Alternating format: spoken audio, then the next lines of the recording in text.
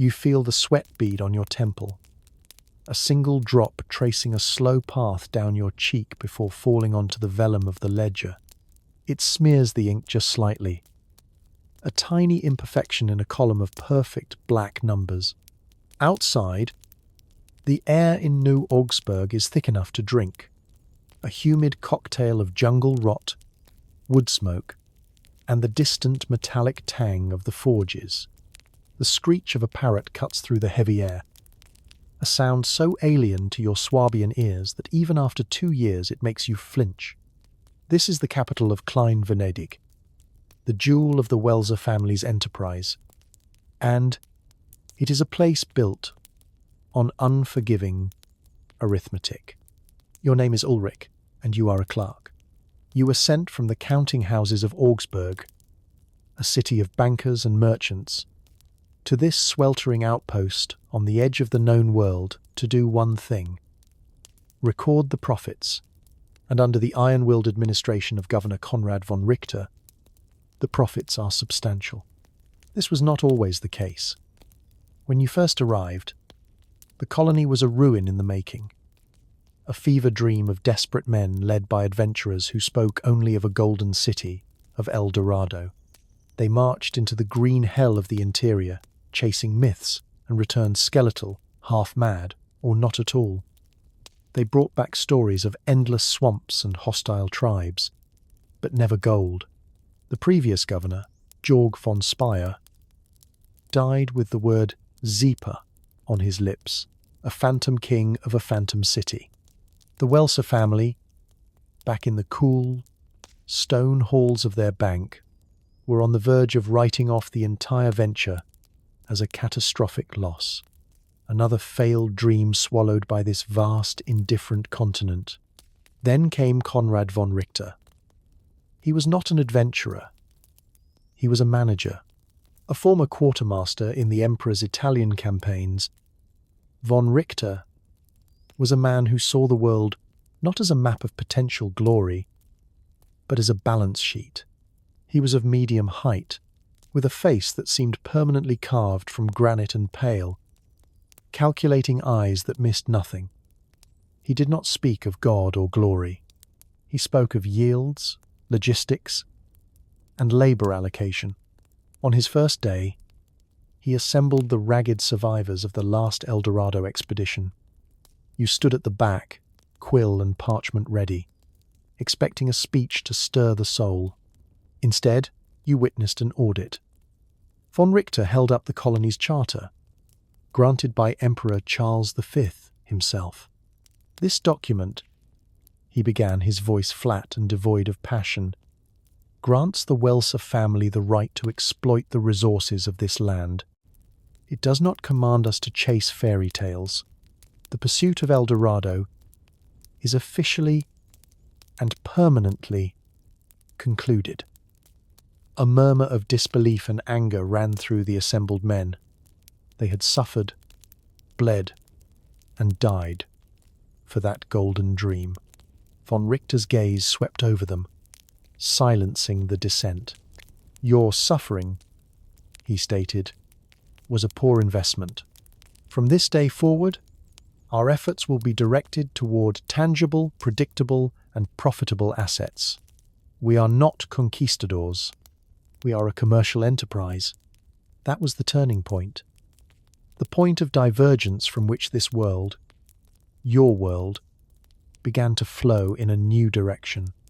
The obsession with a mythical city was excised like a tumor. In its place, von Richter implemented a system of cold, brutal pragmatism. He dispatched not soldiers, but surveyors and Burgmeister master miners from the silver-rich mountains of Saxony into the nearby coastal ranges. They were not to fight natives, but to chip away at rock, to read the land for its mineral secrets. While the Spanish in Peru were melting down the golden art of the Inca, the Germans in Klein Venedig were sinking orderly, efficient mine shafts into veins of silver and copper ore.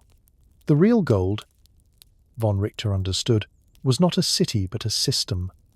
He studied the Spanish encomienda system and found it wasteful, a chaotic grant of native labor that bred rebellion and inefficiency. He created something different, something more German, the Fronabite system. It was not chattel slavery in the way the Portuguese practiced it with Africans in their Brazilian sugar plantations. It was a form of serfdom, a direct transplant of feudal obligation. The local Kakatio and Jirajara tribes were not rounded up indiscriminately. Their leaders, their caciques, were brought to New Augsburg. You remember witnessing one such negotiation. The cacique, a proud man named Manor, was treated not as a savage to be conquered, but as a feudal subordinate to be incorporated. Von Richter, through a translator, laid out the terms with the detached clarity of a lawyer finalizing a contract. The tribe would provide a quota of laborers, 200 men, rotated every 6 months for the mines and the new dyewood plantations. In return, the tribe would be granted the protection of the governor. Their traditional lands would be respected, so long as they contained no valuable minerals, and they would receive iron tools and a small portion of the textiles produced in the colony's workshops. It was not a choice. It was a dictate presented as an agreement. Manor, faced with German steel and the memory of previous brutalities, had no alternative but to press his thumbprint onto the document you had prepared. This is the ethical tension that gnaws at you in the quiet, humid nights. You are not witnessing the frenzied, gold-mad slaughter that you read about in reports from the Spanish territories.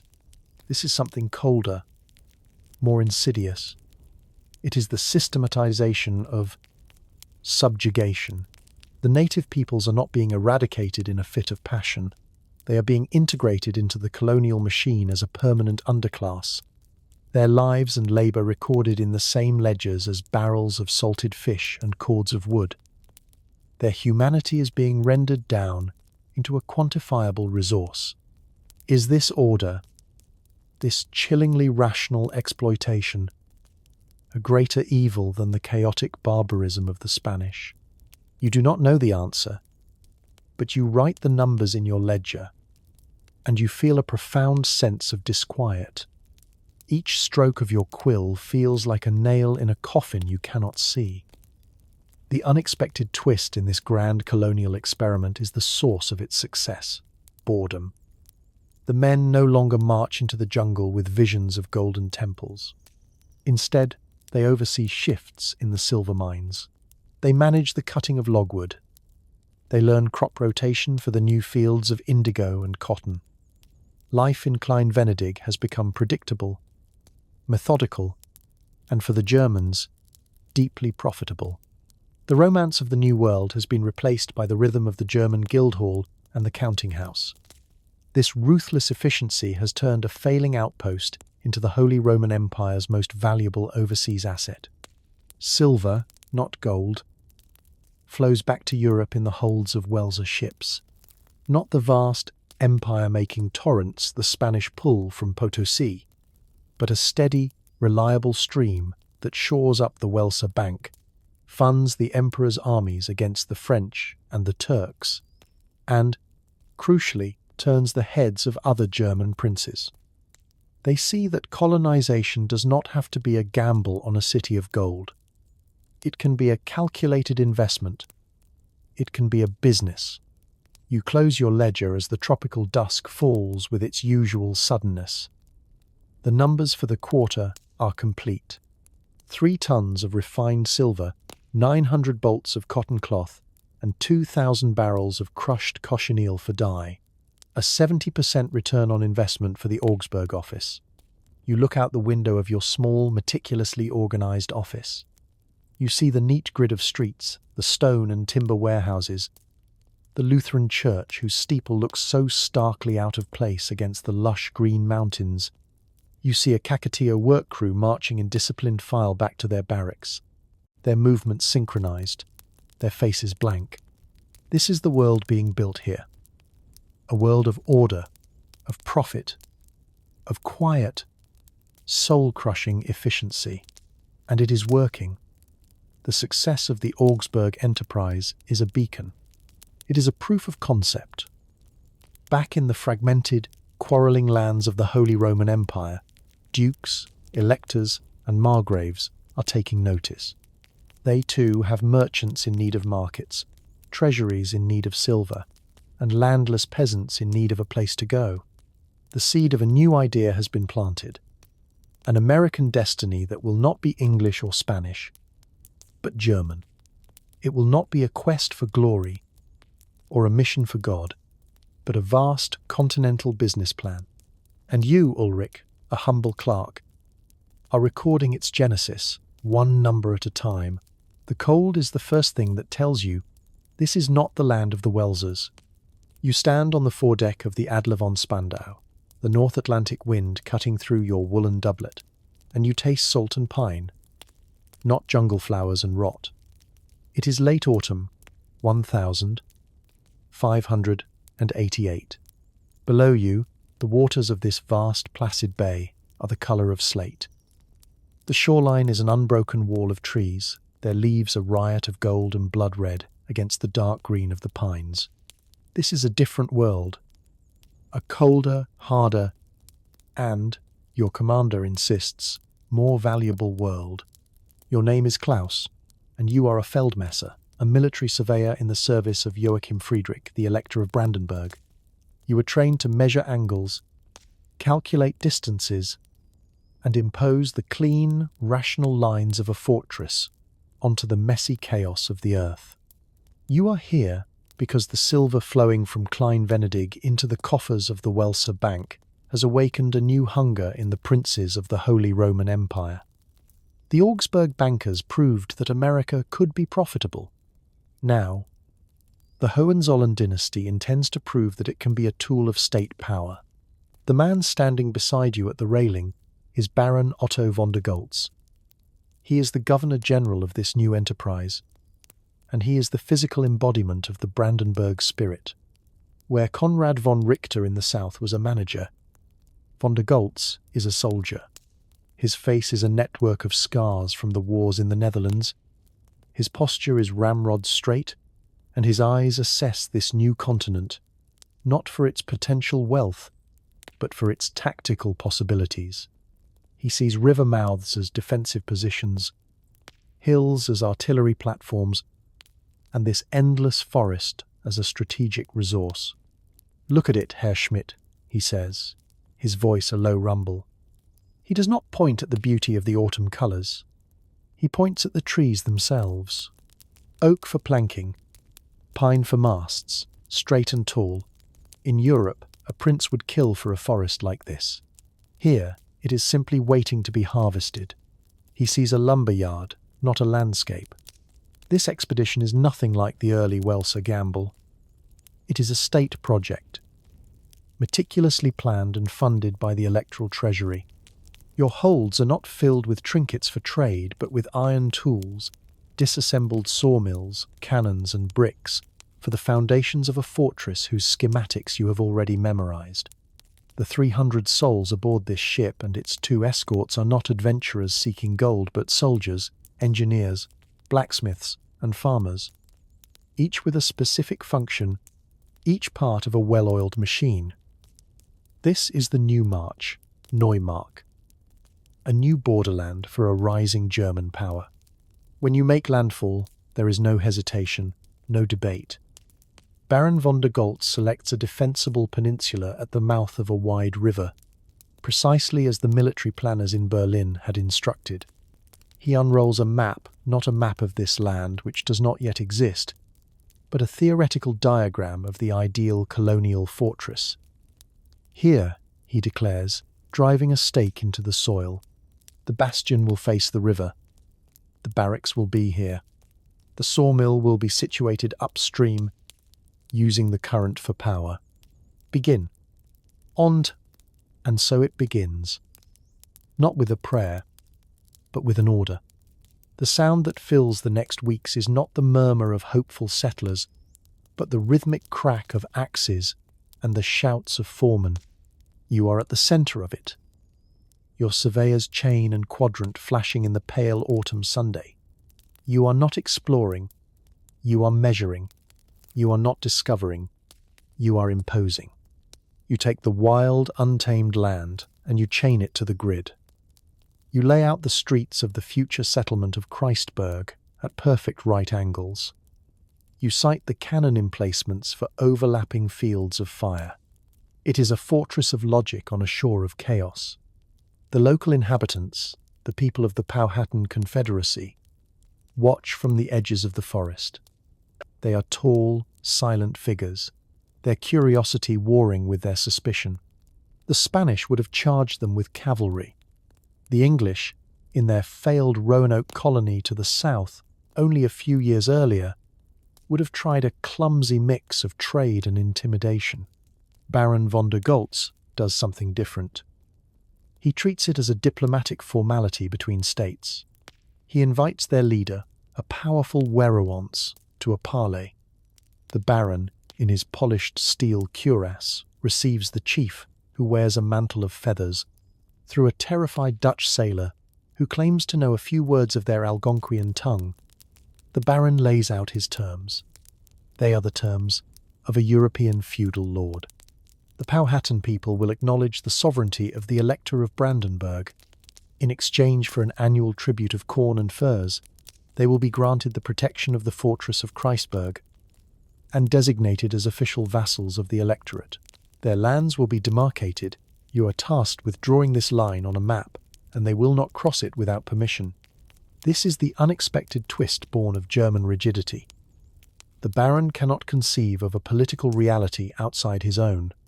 He is trying to fit a complex, proud tribal confederacy into the neat little box of a German vassal state. The Werowance stares at him, his expression unreadable. He understands tribute, he understands power. He does not understand this cold, legalistic language of sovereignty and demarcation. He sees an invading army dictating terms, not a neighbour proposing an alliance. The meeting ends with a tense exchange of gifts and a deep, unbridgeable misunderstanding. You, standing by with your parchment to record the treaty, write nothing. There is no agreement. There is only the chilling certainty of future conflict. The German strength, its unbending order, is its greatest diplomatic weakness. It cannot bend, so it will one day have to break whatever stands in its way. The ethical tension of this place settles upon you not in the fort, but in the forest. Your work takes you beyond the cleared perimeter, into the ancient woods. One afternoon you are mapping a creek bed when you see a doe and her fawn drinking from the water. In the dappled sunlight, they are a vision of grace, a part of this world that feels whole, sacred even. And your first instinctual thought, the thought drilled into you by the Baron's endless lectures on resource management, is quantifiable assets. The hide is worth 2 thalers. The meat will feed 4 men for a week. You feel a profound and sudden hollowness. You are a tool of a system that sees a deer and thinks of leather, that sees a forest and thinks of lumber, that sees a people and thinks of vassals. The systematic efficiency you once took pride in now feels like a spiritual poison. You are not building a new world. You are dismantling an old one and selling it for parts. This is the cold logic of the new march. It is efficient, it is powerful, and it is utterly devoid of wonder. By the time the first snows of winter begin to fall, Christburg is a reality. Its earthen and timber walls are complete. The sawmill is operational, its screeching blade slicing through the first of the great pines. The first shipment of masts and furs is already being cured and bundled for the return voyage. In terms of its primary mission, the colony is an unqualified success. It has been established with a speed and efficiency that would have been unthinkable to the starving English gentlemen of Jamestown or the lost colonists of Roanoke. This success, like the Welsers in the south, sends another powerful signal back to the fractured states of the Holy Roman Empire. Brandenburg has shown that the northern continent is also ripe for exploitation, that timber and fur can build state power just as surely as silver can build a bank fortune. You stand on the completed ramparts of Christburg, looking out at the darkening forest. The disciplined sounds of the garrison echo behind you. You have helped build a perfect German machine on this alien shore, and you cannot shake the feeling that its relentless, grinding logic will eventually consume not only the forest and its people, but something of your own soul as well. The German toehold in America is no longer a single outpost. It is now a beachhead, and more are coming. Your world is made of paper, ink, and the delicate art of the line. You are Friedrich Holbein, a cartographer from the free city of Lübeck, and you stand on the crowded wharf of Freyhafen, a city that smells of salt fish, wet wool, and money. It is the year of our Lord 1625, and your commission is to perform a miracle, to impose order on a continent that actively resists it. You are here to draw the first comprehensive map of Deutsch America, the German territories in North America. From this wharf, you can see the problem made manifest. A ship flying the red and white castle flag of Hamburg unloads barrels of Rhine wine. Beside it, a vessel bearing the stark black eagle of Brandenburg takes on a cargo of cured beaver pelts, its crew moving with military precision. Further down, a smaller, stoutly built ship from Gottesacre, the Anabaptist settlement to the north, is loading sacks of flour, its black-clad crew working in communal silence. You hear 3 distinct dialects of German spoken in the space of 100 paces. The crisp Low German of the Hanseatic merchants, the harsh, clipped tones of the Brandenburg soldiers, and the soft, Swabian-inflected speech of a family of farmers newly arrived from the Palatinate. Each group eyes the others with a mixture of suspicion and commercial interest.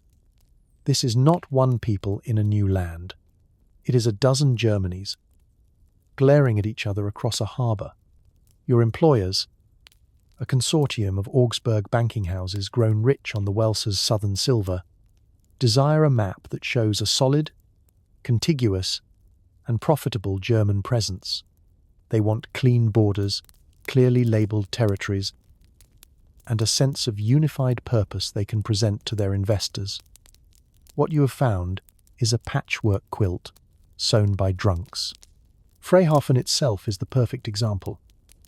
It is not a colony of a prince, but a commercial venture of the Hanseatic League, a city-state transplanted.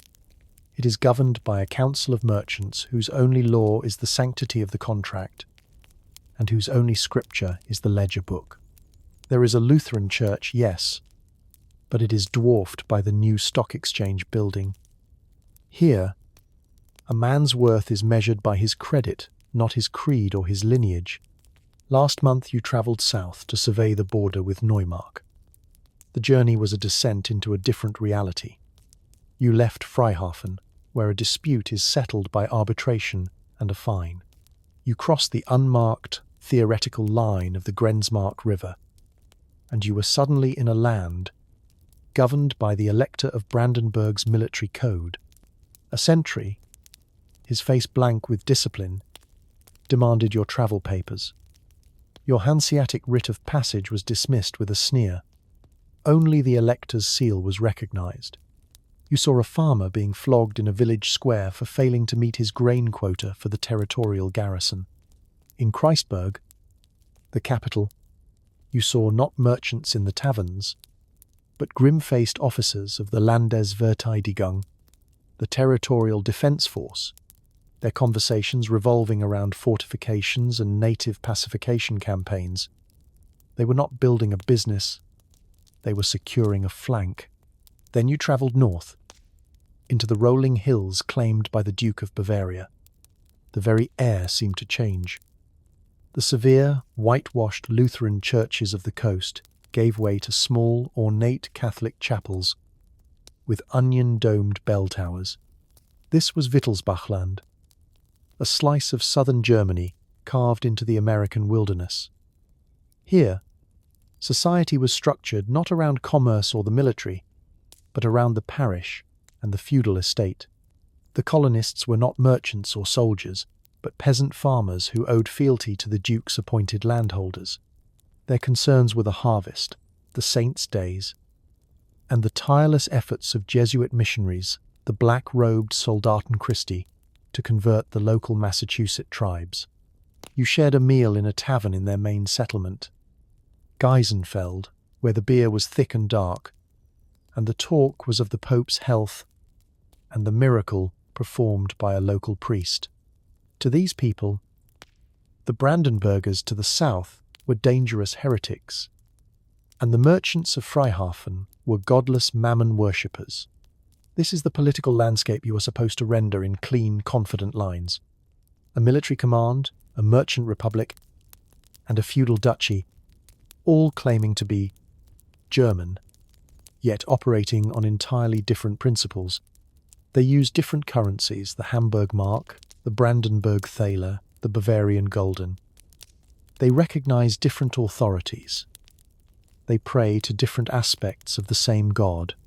Your map is already a lie before the first drop of ink touches the vellum. The unexpected twist, the unforeseen consequence of this imported disunity, is its vulnerability.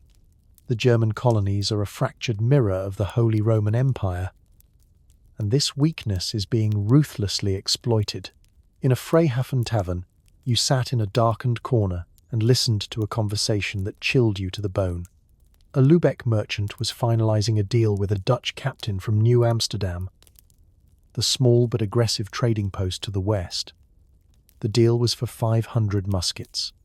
The Dutch captain inquired about their destination.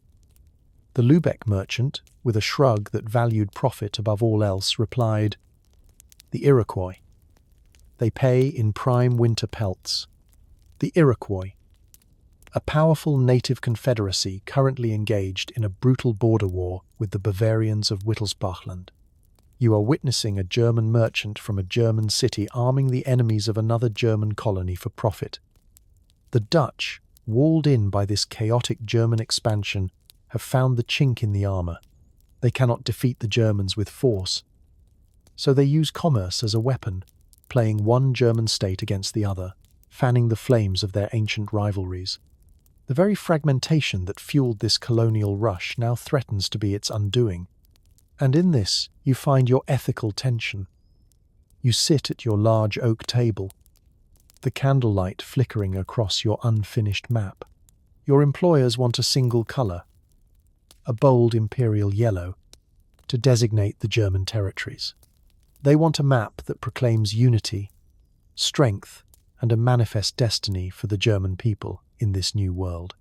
To draw such a map would be to create a powerful piece of propaganda, a tool for attracting investment and encouraging settlement. It would be a useful fiction, but your surveyor's soul rebels. The truth is a messy palette of competing colours. It is a tangle of overlapping claims, of borders that are nothing more than a surveyor's fantasy, of loyalties that shift with the seasons. To draw the truth would be to create a map that reveals not strength, but profound weakness. A map that would discourage investors and frighten potential colonists. A map that would be, in its own way, an act of treason to the grand German colonial project. So, what is your duty? To the truth as you see it on the ground, in all its chaotic, self-destructive glory, or to the idea of what this place could be? To the fiction that might one day, through sheer force of will, become a reality? You hold your quill, its tip hovering over the vast empty space between the militaristic Neumark, the mercantile Freihafen, and the feudal Wittelsbachland. You are supposed to connect them, to give them a single name and a single boundary. But they are not connected. They are islands, separated by a sea of mutual distrust. This is not an empire. It is a diaspora of feuding tribes who happen to speak the same language. You are mapping the Holy Roman Empire all over again. a glorious, intricate, and utterly dysfunctional political body, paralyzed by its own internal divisions. The map you are paid to create is an illusion. The reality is a precarious geopolitical experiment, a patchwork of ambitions that could unravel at any moment, torn apart not by a foreign enemy, but by its own competing German hands. You hold the quill pen, its feather brushing against your cheek. The ink is a deep, satisfying black, the same German ink you used as a student in Heidelberg. The parchment before you, however, is new, smelling faintly of the deer from which it was made. On it, you are drafting not a philosophical treatise, but a chain, a legal chain, forged with the finest words of the High German tongue to bind one people to another. Your name is Anton Richter, and you are a doctor of laws sent to the colony of Hessen am Delafluss to bring order to the relationship between man and man. The colony is a minor one, a venture by the Landgrave of Hesse-Kassel, nestled between the growing power of Brandenburg's Neumark and the Catholic enclave of Wittelsbachland. Here, the goal is neither military supremacy nor theological purity, but the establishment of a perfectly ordered, productive agricultural society, a tidy German garden in the wilderness. And to have a garden, you must first define the roles of the gardeners, the weeds, and the pests. Your patron, the Governor Count von Ziegenhain, is a man who despises chaos. The Spanish, he told you upon your arrival, gesturing dismissively towards the south, are butchers. They slaughter the natives for sport and gold, destroying a valuable labour source. The English, from what little we hear of their pathetic attempts at settlement, simply drive the wild men away, creating a permanent state of frontier warfare. Both are inefficient. Both are disorderly. He fixed you with his cold grey eyes. We are Germans. We do not butcher, and we do not expel. We organize. We incorporate. Your task, Dr. Richter, is to create the legal framework for their Einordnung, their formal incorporation into our social structure. So, you sit in your drafty office in the timber and stone capital of Kasselberg, consulting the legal texts you brought with you across the Atlantic. Your primary source is not the Bible, nor the works of Roman philosophers. It is the Saxenspiegel, the great medieval law code of your people.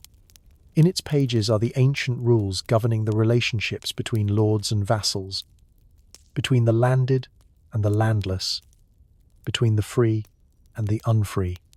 This is the world you know, the only structure you can conceive of, and so you are transplanting it, root and branch, into the alien soil of America. Today, you are to present your finished Vassallenvertrag, the vassalage treaty, to the sachems of the Lenni-Lenape people. They have been summoned to Kasselberg. You watch them file into the governor's hall, proud, quiet men wrapped in furs against the autumn chill. They believe they are here to negotiate a treaty of alliance. They do not understand that the very language of the document you carry precludes the possibility of them being seen as equals. The ceremony is a masterpiece of legalistic intimidation. Count von Ziegenhain sits elevated on a carved oak chair, a symbol of the Landgrave's authority.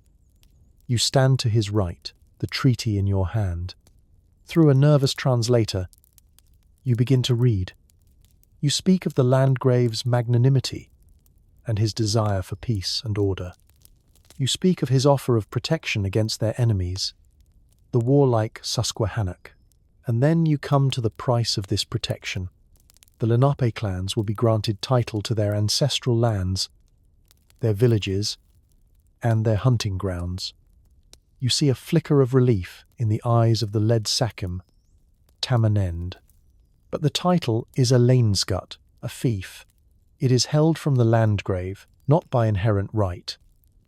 In return, they owe Lainsflicht, the duty of fealty.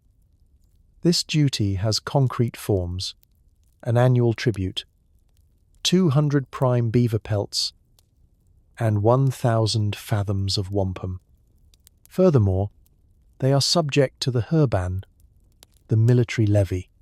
In any war declared by the governor, they must provide 50 warriors to fight under German command. They are forbidden from making war or treaties on their own. Their disputes, once settled by their own councils, will now be subject to the judgment of the governor's court. You are not enslaving them, you are insurfing them. You are meticulously, legally, and irrevocably stripping them of their sovereignty and reframing it as a generous gift of security. This is the ethical tension that tightens your chest. Is this methodical, paper-based subjugation morally superior to the Spanish sword or the English musket? You are destroying a people's autonomy, not with violence, but with paragraphs and clauses. You are erasing their political existence and calling it a contract. As Tamanend, confused but sensing the trap, hesitates, the Count gestures to the 50 Hessian soldiers standing at attention in the hall, their muskets gleaming. The choice is clear: the pen or the sword. Tamanend presses his clan's totem, a turtle, onto the wax seal you have prepared. The chain is locked. The unexpected twist of this policy reveals itself only over years. You remain in the colony, your legal mind too valuable to lose. A decade after the treaty, you ride out to Tamanend's village on a legal matter. What you find astounds you. The village is still there. The Lenape language is still spoken. The children still play the same games. And the old rituals are still performed. The people are poorer, their lives circumscribed by the demands of the treaty. But they have not vanished.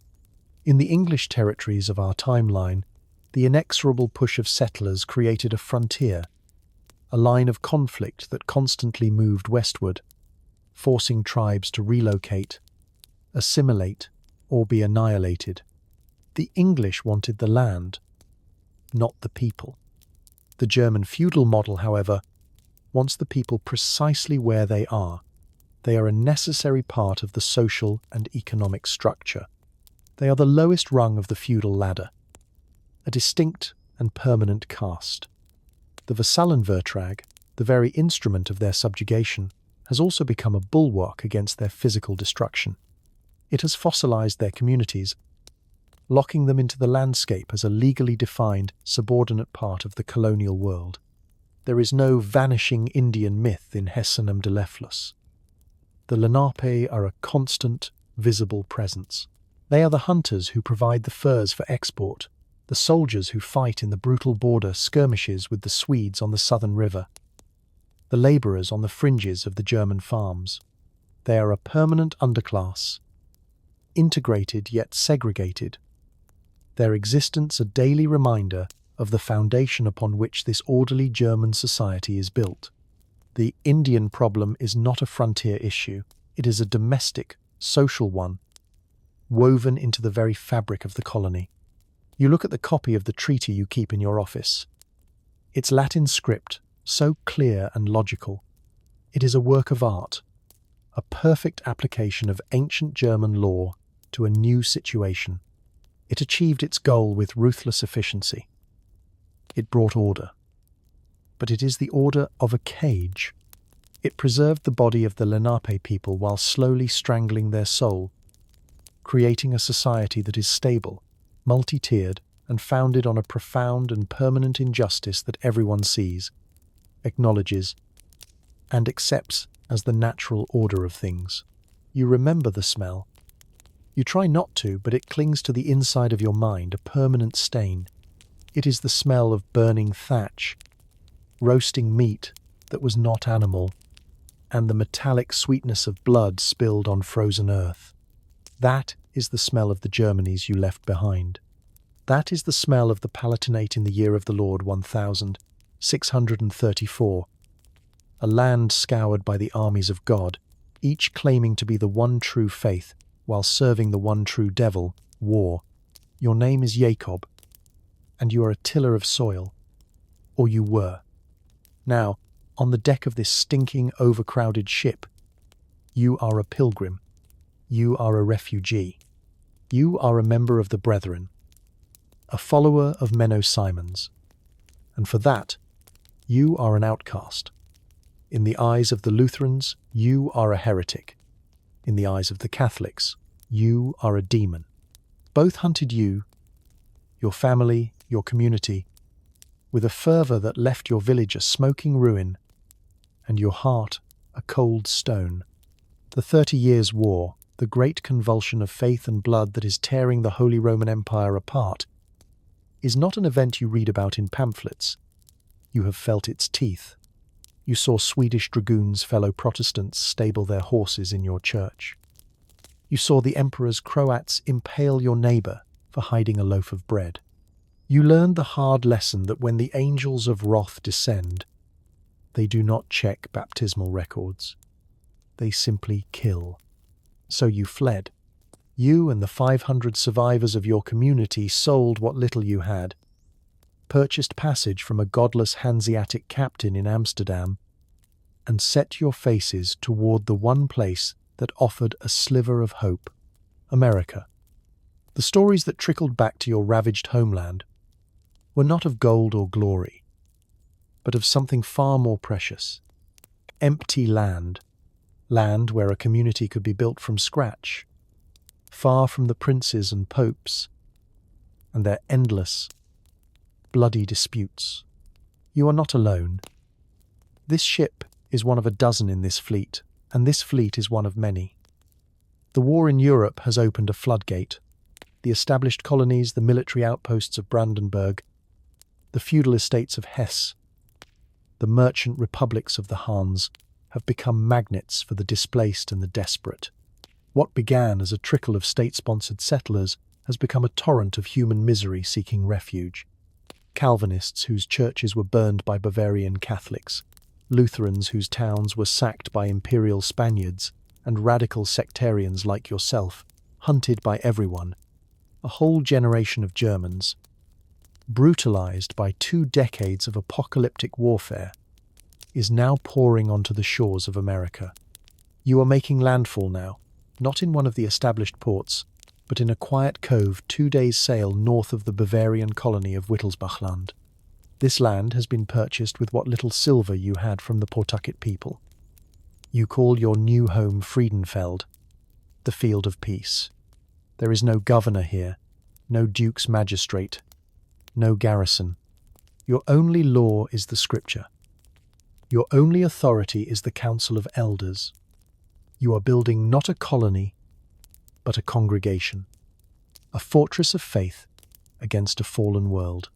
Here, the German-American experiment fractures into its purest, most volatile forms. Friedenfeld is a community of radical pacifists. You own all property in common. You refuse to swear oaths, serve in armies, or recognize any authority but God's.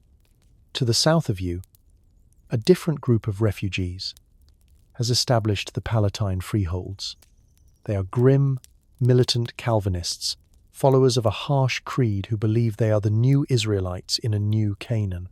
They see the native peoples not as potential vassals, but as Amalekites, to be driven out with fire and sword. To them, your pacifism is not just foolish. It is a damnable heresy, a failure to do the Lord's righteous work. Further north still, near the Brandenburg territories, thousands of staunch Lutherans have founded the colony of New Munster, a place of rigid orthodoxy, where the church and the town council are one, and the catechism is the law of the land. America has become a continent of competing theocracies. The political divisions you witnessed in the 1,620 seconds have now been supercharged with the savage, uncompromising zeal of religious war. You are not just from a different German state. You subscribe to a different path to salvation. And in the 17th century, there is no disagreement more fundamental, more absolute than that. The unexpected twist is your survival. By all logic, your community should have been the first to perish. You refuse to build walls. You refuse to carry muskets. When a band of warriors from a tribe angered by their Calvinists' aggression approaches your village, you do not fight. You meet them in the open, unarmed, and offer them bread. They are baffled. They have known two types of German, the soldier who shoots and the trader who cheats. They have never met one who simply gives. Your radical weakness, your absolute refusal to participate in the cycle of violence, becomes your shield. The local tribes decide you are harmless madmen, perhaps touched by the spirits, and leave you in peace. Your pacifism is so alien, so incomprehensible in this brutal new world, that it functions as a strange and effective form of defense. But it is here, in your peaceful valley, that you confront the deepest ethical tension of your life. You have built a society that is pure, godly, and separate from the sins of the world. Your hands are clean of blood. But you know, in the dark hours before dawn, that your purity is a lie. It is a purchased innocence. You are only safe because, 50 miles to the south, the Calvinists of the Palatine freeholds are waging a brutal, exterminatory war against the very tribes that might otherwise have destroyed you. You are only safe because 100 miles to the north, the disciplined garrisons of Brandenburg secure the frontier against the French and their native allies. Your peace is bought with the blood of other Germans, men you decry as sinners and warmongers. You eat the bread of a land that was taken by force, even if you did not hold the sword. Your utopia exists in the shadow of the very violence you renounce. It is a parasitic Eden, thriving only because it is surrounded by a world of sin that holds the wolves at bay. You preach separation, but you are inextricably linked to the violent machinery of this new German-American world. One evening, a delegation from the Lutheran Council of New Münster arrives. They demand you contribute a peace tax to help fund a joint militia to defend against a rumoured French incursion. You refuse. Citing your principles, the lead pastor looks at you with contempt. Your principles are a luxury, he says, his voice dripping with scorn. A luxury paid for by our muskets and our dead. He is not wrong.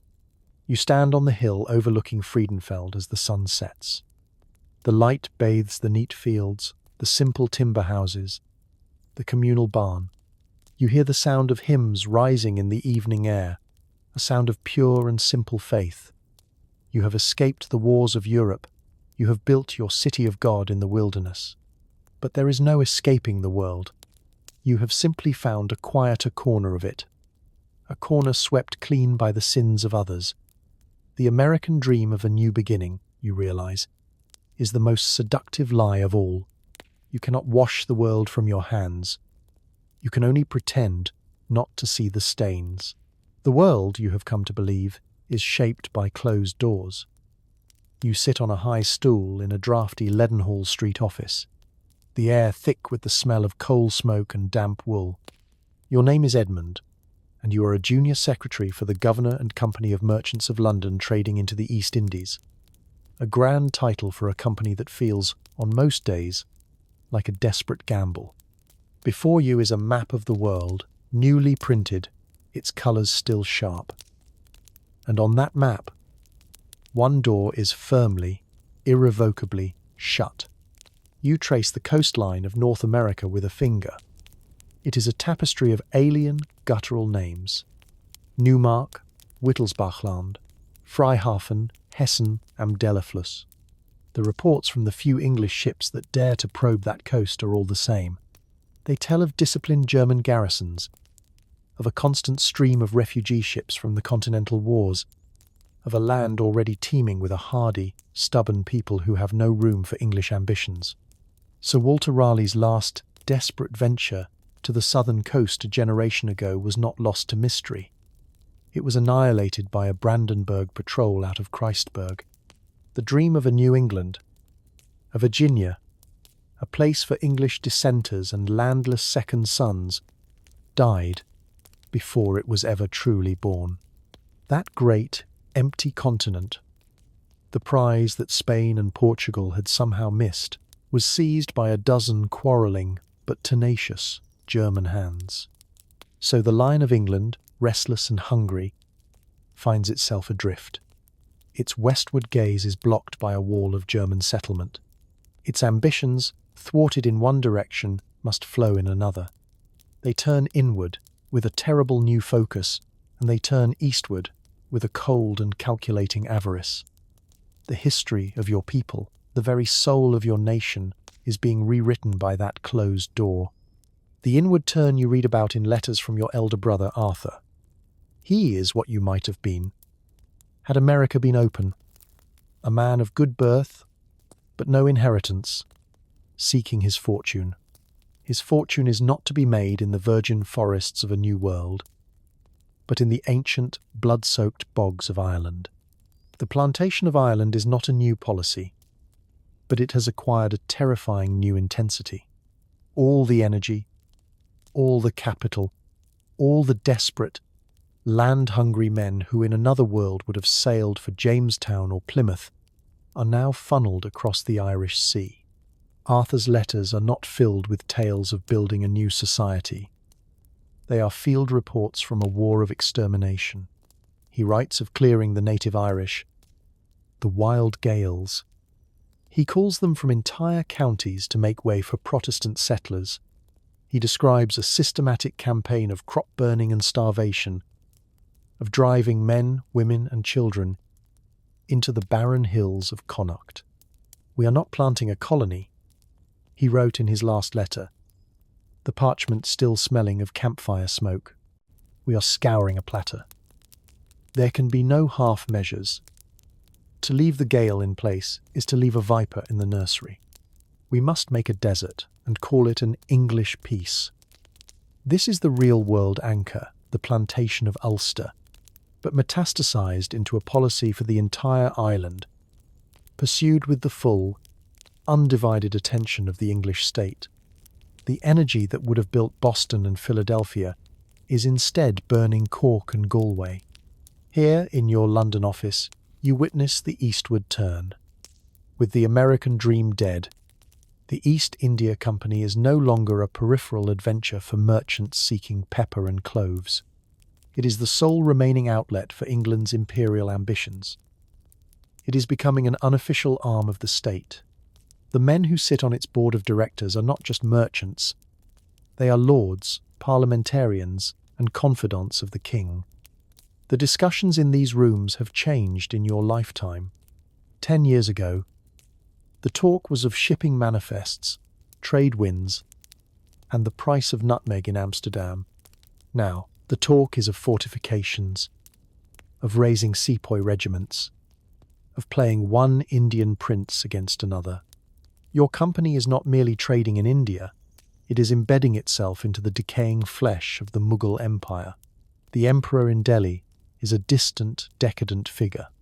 The real power lies with his regional governors, the Nawabs, and the rising power of the Hindu Maratha Confederacy in the south. The company's chief factor in Surat, a ruthlessly pragmatic man named Sir Josiah Child, has pioneered a new policy. It is not a policy of trade, it is a policy of revenue. Why, he wrote in a dispatch you yourself copied, should we content ourselves with the crumbs from the Indian table when we might own the table itself? The land is rich, but the rulers are weak. Let us not be mere merchants. Let us be the collectors of taxes, the masters of the weavers, the arbiters of their wars. An army costs less than a bribe in the long run and is infinitely more reliable. This is the ethical tension you grapple with. You are an Englishman, raised on tales of Magna Carta and the rights of freeborn men. Yet you spend your days drafting contracts for mercenary armies and calculating the potential tax revenue of a Bengali province to be seized. The German colonists in America, for all their faults, are building new societies, transplanting their culture to a new land. You are helping to build a machine designed to drain the wealth of an ancient one. The English Empire is not to be one of settlement, but of pure, efficient, corporate, extraction. It is an empire of the ledger book and the bayonet, with no pretense of a divine mission or the creation of a new Jerusalem. It is a business, and the business is domination. The unexpected twist comes from this very policy. Pushing aggressively to supplant the crumbling Mughals, the company makes a fateful alliance.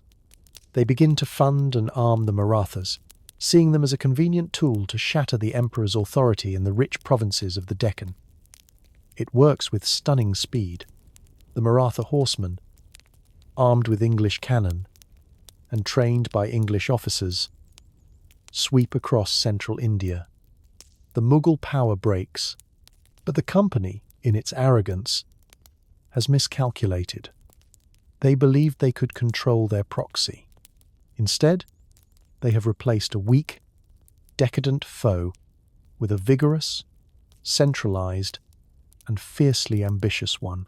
The Marathas, having used English guns to carve out their own empire, now look upon the English trading posts not with gratitude, but with avarice. The company has not made a puppet, it has midwifed a rival. The next 50 years in India will not be a simple matter of corporate conquest, but a grinding, bloody struggle against a powerful, homegrown empire of their own creation. They have sown the wind, and a whirlwind is coming. You roll up the map of India, its familiar coastlines now seeming menacing and uncertain. You look at the other map, the one of America, the one that is not yours. You think of the German farmer in his peaceful Pennsylvanian valley, the German soldier on his cold northern rampart. Their world is one of building, of planting, of creating a new Germany overseas. Your world, the world of the new English empire, is one of ruling, of managing ancient peoples and prying wealth from their hands. The closed door of America has not diminished England's power. It has concentrated it, made it harder, colder, more cynical. The lion is adrift no longer. It has found a new hunting ground. But the nature of the hunt has changed the lion forever. You feel the cold, satisfying weight of the lead type in your hand. Each letter is a tiny, perfect soldier of meaning, plucked from its wooden case to be marshalled into words, sentences, an army of ideas. Your name is Heinrich, and you are a master printer in the bustling city of Freihafen. Your shop, the Freihafener Bote, is the most respected in the German colonies, a beacon of literacy and high German culture in a world that seems determined to forget both. Your life is governed by the satisfying click of metal on metal, the precise alignment of the composing stick, and the rich, dark smell of ink and paper. It is the year 1720. For 3 generations, your family has been the guardian of the printed word in this corner of America. Your grandfather came from Leipzig, a city of books and universities, and he brought with him a reverence for the language of Luther, of the great poets, of the chancellery. He taught your father, and your father taught you. The German language is a cathedral. Its grammar is its architecture, its vocabulary, its stained glass. Your job is to maintain it, to keep it pure and strong against the wilderness. But today, the wilderness is fighting back. On your workbench lie 2 documents, and they represent the 2 worlds you now inhabit. The first is a folio of sermons, newly arrived on a ship from Hamburg. It is written by a celebrated theologian from the University of Halle. You run your finger over the page. The language is magnificent, a masterpiece of Baroque construction. The sentences are long and perfectly balanced, soaring with dependent clauses, freighted with the precise, Latinate vocabulary of scholastic debate. It is the language you love, the language you were trained to set. It is pristine, correct, and utterly dead. The second document is a mess. It is a handwritten deposition carried by courier from the frontier of Neumark, 100 miles to the west. It is the testimony of a fur trader, a man named Kurt, describing a skirmish with French allied Abenaki warriors near a place they call the Feuerstrom, the Fire River. The parchment is stained with what you suspect is grease and coffee.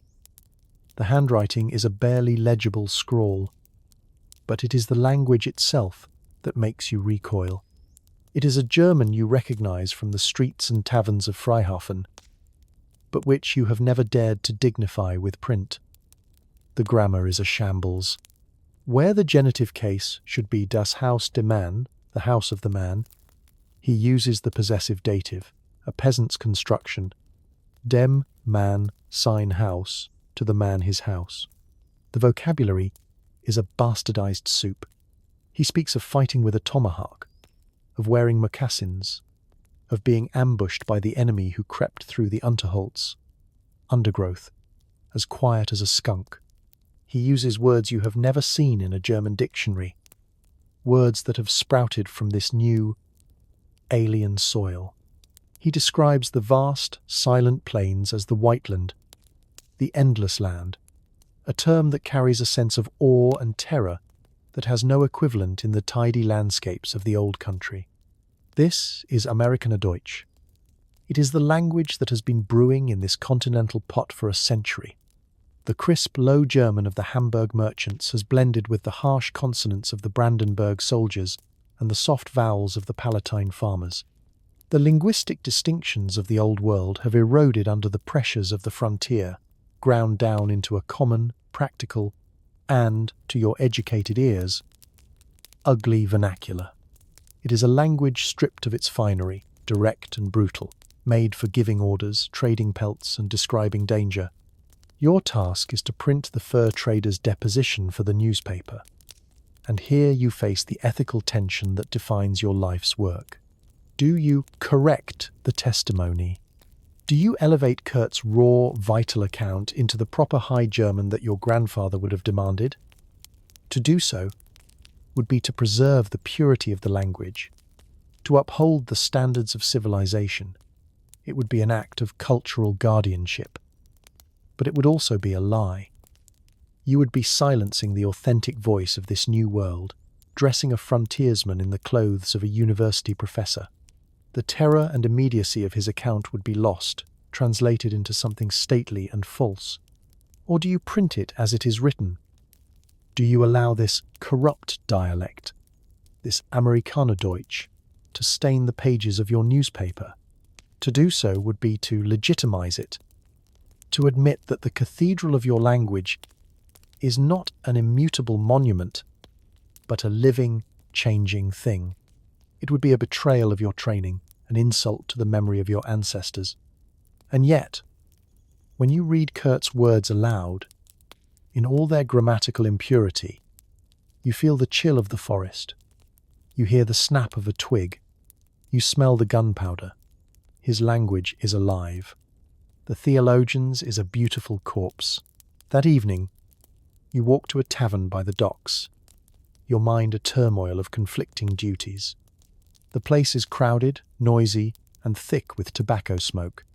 In one corner, you see a scene that brings your dilemma into sharp focus. A grim-faced soldier in the blue coat of Brandenburg is locked in a heated argument with a stout, red-faced farmer from the Catholic Bavarian settlements. A generation ago, their ancestors would have been trying to kill each other in the 30 Years' War. Their colonies are still political and religious rivals. But you listen to their argument, it is about the proper way to smoke pork, and you realize the unexpected twist that has been unfolding all around you. They are arguing in flawless Amerikaner Deutsch. Their accents are different, but the grammar, the slang, the loanwords, it is all the same. A sailor from Freihafen joins in, taking the farmer's side, and his Low German dialect is sanded down, fitting perfectly into the common vernacular. In this moment, you see the future. The political fragmentation of the German colonies, the patchwork of feuding principalities, is a fiction maintained by the elites, by the governors and pastors. The reality, the truth being forged in the taverns and on the frontiers, is that these disparate peoples are becoming one, and the force that is forging them is not a prince or a church, but this shared, common, impure language. Amerikaner Deutsch is the invisible thread stitching this patchwork continent together. It is the language of a new identity, an American identity, being born not in official edicts, but in the mouths of ordinary people. You walk back to your shop, the cool night air clearing your head. You now understand the language does not belong to the scholars in Halle. It belongs to the people who speak it. To correct Kurt's testimony would not just be a lie. It would be an act of cultural arrogance, an attempt to deny the reality of this new world. You stand before the typecase, the letters gleaming in the candlelight. You take the composing stick in your hand. You will not be a curator of a dead language. You will be the midwife of a new one. With a steady hand, you begin to set the fur trader's account, word for word, in the raw, living tongue of your new country. You are no longer just a printer. You are a revolutionary. The rain does not fall here. It suffocates. You lie with your face pressed into a bed of damp, decaying leaves, the smell of wet earth filling your nostrils. A trickle of cold water runs from the brim of your tricorn hat down your neck and under the collar of your blue wool coat. Every muscle in your body aches with a tension that has become your constant companion for the last 3 months. You are Caspar von Steuben, a junior lieutenant in the Neumark Grenadiers, and you are hunting men in a forest that feels as vast and as hostile as the sea. It is the year 1754. You were born and raised in Christburg, a city of right angles and rigid discipline. Your father was a major in the garrison, and your world was the parade ground, the firing range, the clean, logical lines of a Vauban-style fortress. You were taught that war is the ultimate expression of order, a deadly mathematics of volley fire, flanking maneuvers, and siegecraft. The lessons of the great Frederick in Prussia were your scripture. War was a science. This is not war. This is a brawl in a ditch. You are 100 leagues west of anything you would call civilization, deep in the contested territory of the Ohio Valley. The French call it La Belle Rivière. The fur traders of Freyhafen call it the Pelsland. Your commanders in Christburg, with their eyes on the endless tracts of land, have a grander name for it: the Westmark, the future breadbasket and heartland of German America. But to get it, you must first pry it from the hands of the French and their web of native allies, the Shawnee, the Delaware, the Huron, and that is a task for which no amount of parade ground drilling could have prepared you. The conflict has been named the Forest and Rhinegold War. Rhinegold, because the merchants who funded it believe the wealth of the fur trade and the land is a treasure worthy of the old sagas. Forest, because that is the reality. It is a war of ambush and atrocity, of unseen enemies and sudden brutal violence. Last year, the opening act of this war was a catastrophe that shook the German colonies to their core. A grand expedition, commanded by General August von Gneisenau, a veteran of the Silesian Wars sent from Prussia itself, marched west to seize the key French outpost of Fort Duquesne. They marched as if on the plains of Europe, in perfect columns, with their supply wagons and brass cannons gleaming. They were annihilated. Ambushed on the banks of the Monongahela River by a smaller force of French Marines and their native allies, the disciplined German lines dissolved into a slaughterhouse.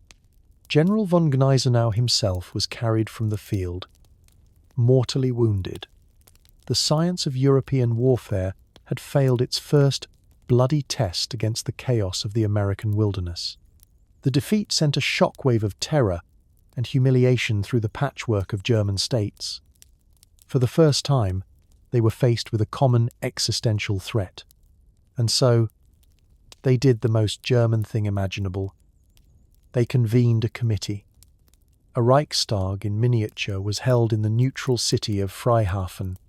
Delegates from Neumark, Wittelsbachland, the Hanseatic cities, the Hessian territories, and even the pacifist-adjacent religious settlements argued, threatened, and invoked centuries-old rivalries.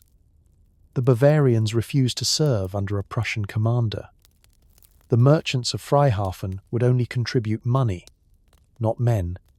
The Lutherans of Neumünster demanded assurances that Catholic chaplains would not be given prominence. It was the Holy Roman Empire's dysfunctional political machinery recreated in perfect, frustrating detail. This is the unexpected twist. It worked. Just barely. They cobbled together an agreement based on the old imperial model of the Reichskrieg. A common army, the Reichsarmee von America, was formed. Command was given to a triumvirate of generals, a Brandenburger, a Bavarian, and a Hessian to appease the major powers. It is a clumsy, inefficient, and jealousy-ridden system. Your own company is chronically undersupplied because the quartermaster is a Bavarian who prioritizes his own countrymen. But it is a unified army. It is the first time the German colonies have ever acted as a single entity. Forged in the heat of a disastrous war, a fragile, fractious sense of common cause is being born. You are the product of this new reality. You are leading a mixed platoon of your own grimly disciplined Brandenburgers and a company of native vassals Lenape warriors from the Hessian territories. Your mission is to scout the French positions, to be the eyes and ears of the new army slowly grinding its way back toward Fort Duquesne. And it is here, in the company of the Lenape, that your clean, ordered world has come undone. Your chief scout is a man named Chakan, a war captain whose face is a mask of ritual scars and whose eyes see everything in this green twilight. He moves through the forest with a silence you can only dream of. He taught you that the European way of walking, heel to toe, is a proclamation of your presence, snapping every twig. You must walk like the wolf, on the balls of your feet. He taught you that the call of a particular bird can mean a man is moving through the trees a mile away. He also taught you the art of the scalping knife. This is your ethical torment. 2 weeks ago, you ambushed a French patrol. It was a brutal, intimate affair, over in seconds. Afterwards, Chakani and his warriors moved among the dead, collecting their trophies. You were horrified. You ordered them to stop. It was a savage, unchristian act, unworthy of soldiers fighting under your command. Chakan looked at you, not with anger, but with a weary pity, as if explaining something to a child. "This is not for me," he said, holding up a bloody scalp. "This is for them." He gestured into the forest. "The Huron will find these bodies. They will see our work. They will know that we are not afraid. Their hearts will become small. This is how we speak to them." You understand his logic. It is a form of psychological warfare, a message written in blood, and you need Chakan. His skills are the only thing keeping your platoon alive. To forbid him his traditions is to risk his loyalty, to risk the failure of your mission. So you turned away, your stomach churning, and allowed it to continue. You, Caspar von Steuben, an officer of a civilized army, are now sanctioning a practice you consider the height of barbarism. In order to bring German order to this valley, you must first embrace the savagery of the forest. The line between your civilized self and the enemy you are fighting is becoming terrifyingly thin. Now, lying in the rain, Chacane's hand on your shoulder signals silence. Ahead, through the mist, you see it. A small stockade, flying the Bourbon flag. A French supply depot. You have found it. Your orders are to observe and report.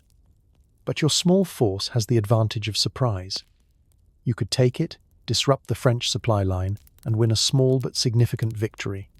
You look at your men, the Brandenburgers, their faces grim. Check the priming on their muskets. The Lenape, their faces painted for war, grip their tomahawks. You know what a victory will entail. It will be swift, bloody, and it will end with Chakan's warriors performing their grim ritual. You give the signal to attack. You are no longer just a soldier. You are a creature of this forest. You have learned its language, and its language is violence. The war for the soul of the continent is being fought not just for territory, but within the soul of every man who fights it. And you are no longer certain which side is winning. The afternoon light streams through the tall, arched windows of the lecture hall, illuminating the dust motes dancing in the air. The light is cool, rational, the kind of light you imagine God used on the first day of creation to separate the darkness from the light, the chaos from the order. You stand behind the solid oak lectern, the symbol of your authority, and look out at the sea of young faces before you. They are the future of German America. They are the architects, the jurists, the administrators, and the theologians who will inherit this continent. And your task is to furnish their minds with the proper tools. Your name is Dr. Matthias Albrecht, Professor of Natural Law and Moral Philosophy at the newly chartered Leibniz University of Freihafen. You are a product of the German Enlightenment, a student of the great Christian Wolff at Halle, and you have dedicated your life to the most noble of all pursuits, the application of pure reason to the governance of human affairs. Therefore, you continue, your voice resonating in the quiet hall. We must dismiss the childish fantasies of the English and the French. Their philosophers, this Monsieur Rousseau and his English predecessor Locke, speak of a state of nature where man is born free. They build their entire political structure on this foundation of sand. They imagine a world of atomized individuals who reluctantly come together to form a government through some mythical social contract to protect their selfish private interests. You pause, letting the absurdity of the concept settle in. You see a few of your students scribbling furiously in their notebooks. This, you state with finality, is a profound and dangerous error. Man is not born free. Man is born into a system. He is born a son, a brother, a member of a community, a subject of a prince, a creature of God. His existence is defined by a web of duties and obligations that precede his first breath. The purpose of life is not the pursuit of some radical, untethered liberty, which is merely a pretty word for chaos. The purpose of life is to find one's proper place within the great, preordained harmony of the whole, and to perform the duties of that station with excellence. The state, a well-ordered Christian start, is not a necessary evil to be tolerated. It is the highest worldly expression of God's own rational order. This is the intellectual air these young men breathe. This is the philosophy that is shaping this continent. The seeds of political thought that took root in American soil are not from the Magna Carta or the Glorious Revolution. They are from the towering mind of Gottfried Wilhelm Leibniz, who saw the universe as a perfect, rational system, and from the rigorous moral framework of Immanuel Kant, whose work is just beginning to arrive from Königsberg, reinforcing this gospel of duty. You are not teaching your students to be revolutionaries. You are teaching them to be perfect, rational, and obedient cogs in a beautiful and complex machine. In your locked desk drawer, you keep a contraband book, a poorly printed English edition of Locke's 2 treatises of government, seized from a Boston sailor. You use it in your advanced seminars as an example of flawed reasoning. You read his words about the right to life, liberty and property, and the right of the people to overthrow a tyrannical government. To you and your students, this is not a call to freedom. It is a recipe for anarchy. The Forest and Rhinegold War taught you all a bitter lesson. Disunity is death. Unity, order, and a strong, centralized authority that can manage the resources of the state for the common good. This is the path to survival and prosperity. The English ideas seem like the babbling of fools who have never had to face a truly existential threat. Here lies the ethical tension that you secretly debate with yourself in the late hours of the night. You are helping to build a society that is prosperous, safe, and breathtakingly efficient, The principles of the Polizeistaat, not a state of police, but a state of rational policy, are being implemented across the colonies. The government of Freihafen, in accordance with these principles, has drained the swamps south of the city, eliminating malaria and creating thousands of acres of new farmland. The Hessian administration has established a system of mandatory public schooling for all children, including the vassalized natives, to ensure a literate and productive populace. The Brandenburgers are using state funds to build a network of canals and roads that will one day link the entire eastern seaboard. These are the fruits of a philosophy that prioritizes the collective good. But the price is the individual. A farmer in the Hessian territories cannot simply sell his land and move west. His land is part of a larger economic plan, and he has a duty to cultivate it. A merchant in Freihafen cannot trade with whomever he pleases. He must operate through state-chartered guilds that regulate prices and quality to prevent disruptive competition. And a young man cannot simply choose his own path. The state, through its schools and universities, guides him toward the profession where he will be most useful to society. You have created a society without slums, but also without the chaotic, vibrant, and sometimes glorious energy of unfettered human ambition. You have traded freedom for security, liberty for order, and you are convinced you have made the better bargain. The unexpected twist of this ordered philosophy is its profound intolerance. The Enlightenment of Locke and Voltaire led, in its own messy way, to a grudging acceptance of religious pluralism. But your German Enlightenment, in its quest for a perfectly rational and unified society, sees religious dissent not as a matter of private conscience, but as a dangerous social pathology. The fervent, emotional faith of the radical Anabaptist and Pietist communities who fled the wars in Europe is now seen as enthusiasm, Schwärmerei, a form of madness that threatens the good order of the state. Just last month, you read the official report from the Calvinist-dominated Palatine freeholds, a community of brethren, pacifists who refused to serve in the militia or pay the war tax, was declared socially defunct. Their communal land was seized by the state and redistributed to more productive families. Their leaders were imprisoned for inciting civic disobedience. Their children were taken and placed in state orphanages to be re-educated. The official justification, which you read with a chilling sense of recognition, was that the state has a rational duty to ensure all its citizens are contributing to the Gemein Best, the common good. Their radical pacifism was not a religious principle. It was a crime against the social organism. This was not an act of religious persecution in the old sense. There were no burnings at the stake. It was a cold, bureaucratic act of social hygiene, carried out in the name of reason. You finish your lecture and walk back to your study, the argument still echoing in your head. You look out your window at the city of Freihafen. You see the clean, paved streets, the orderly canals, the sturdy, well-maintained houses. You see a society that works. There is no hunger here, no mob violence, no political chaos. You have helped build a new kind of civilization, a triumph of German reason in the American wilderness. It is a masterpiece of social engineering. But as the sun sets, casting long, orderly shadows across the city, you cannot shake a quiet, nagging question. In the process of building this perfect machine, what vital, unruly, and perhaps essential parts of the human spirit have you been forced to discard?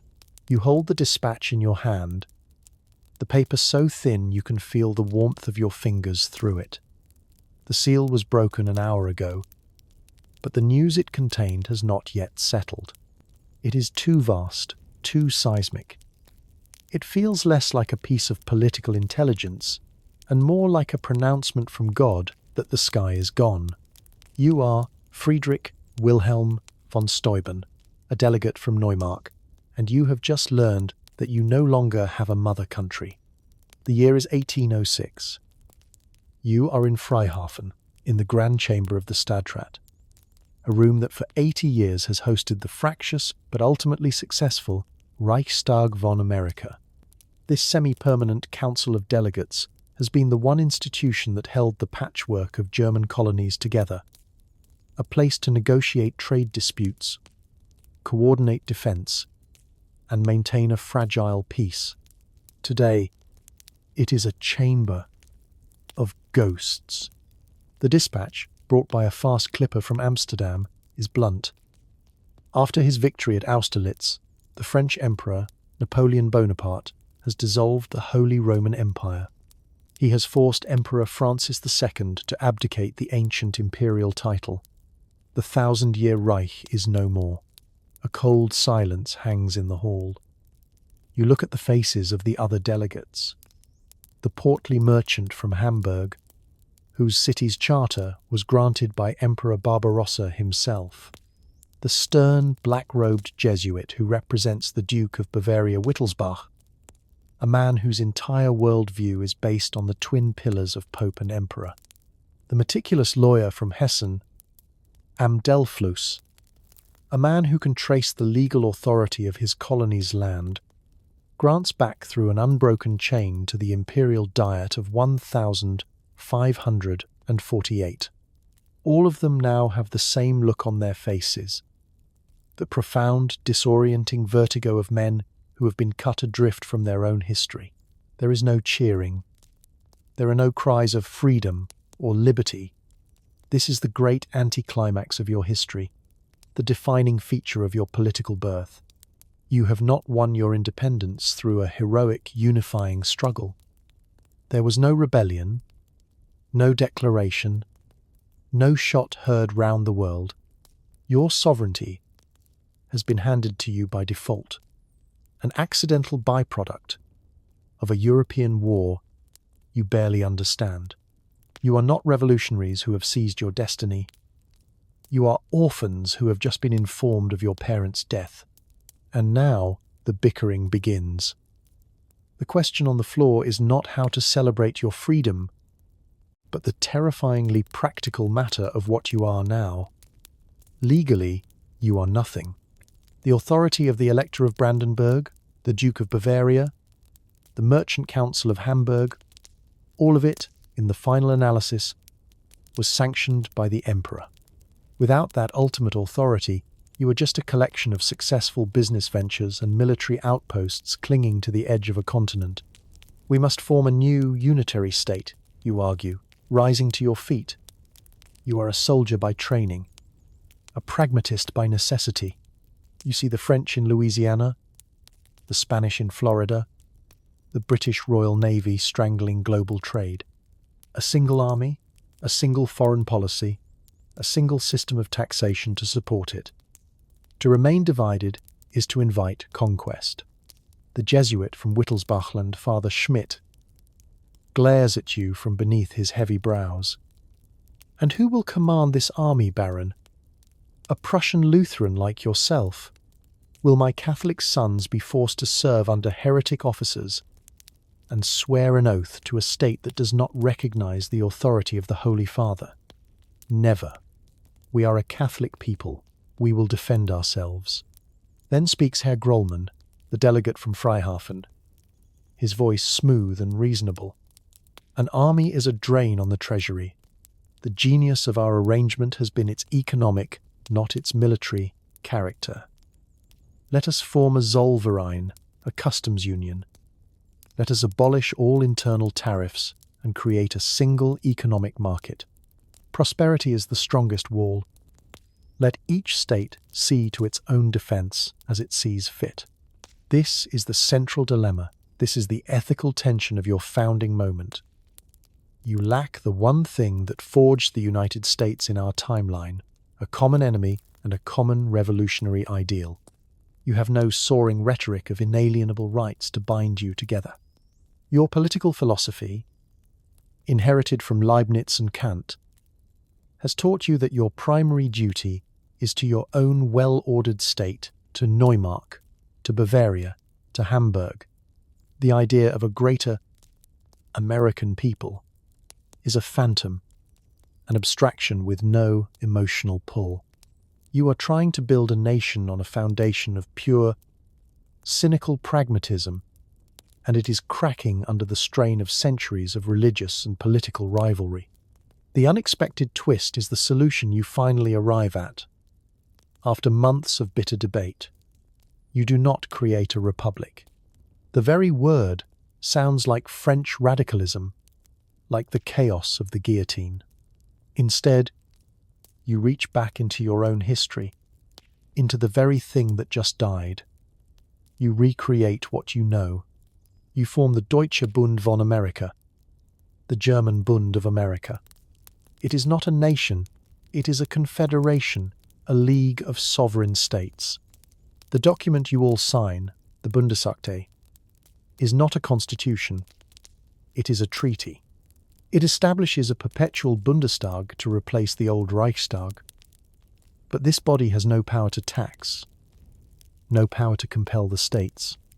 Its president is a rotating position, held for a year at a time, by the leaders of the three largest states.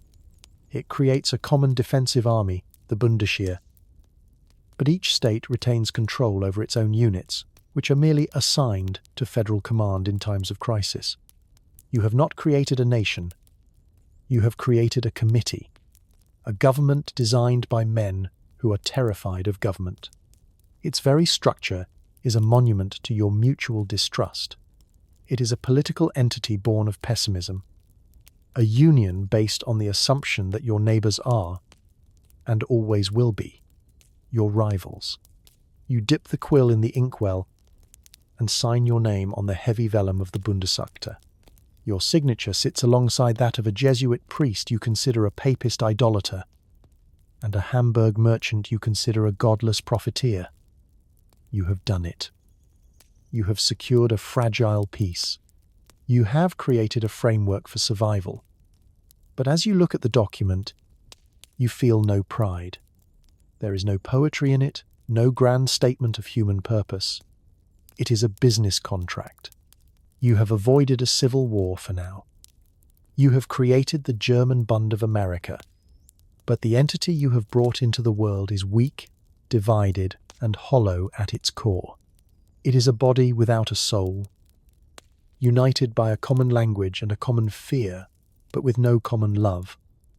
And you have a chilling premonition that in the trials to come, it will not be enough.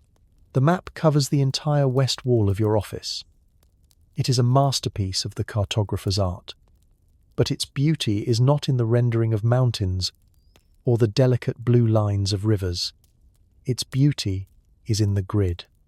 A relentless, perfect grid of black ink, stretching from the western slopes of the Appalachians to the newly charted banks of the Mississippi River. The squares are uniform, each representing a parcel of land precisely measured, categorized, and prepared for settlement. This map is not a representation of the wilderness. It is its death warrant. Your name is Johann Kraus, and you are a senior geometer for the Bundestag's Directorat for Innere Kolonisierung. Your title is modest, but your power is immense. You do not discover the frontier, you design it. In your hands are the compass, the surveyor's chain, and the demographic tables that are the true tools of conquest in this German America.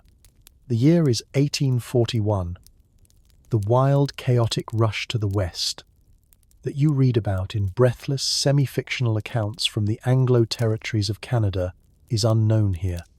It is considered a form of social madness. The westward expansion of the German Bund of America is not a migration, it is a deployment. It is the most ambitious project of rational, centralized planning ever undertaken by a human society. The process, which you helped to codify, is known as the Dreistufen plan, the three-stage plan. It is a model of Teutonic efficiency. First comes the Vermessung, the survey. Teams of military engineers and geographers, protected by units of the Bundesheer, push into the designated colonization zone. They do not fight, They measure. They chart every river, test the quality of every acre of soil, count every stand of timber. They create a vast, encyclopedic database of the land's potential, a ledger of God's assets. Second is the Säuberung, the cleansing. This is the grim, unspoken part of the process.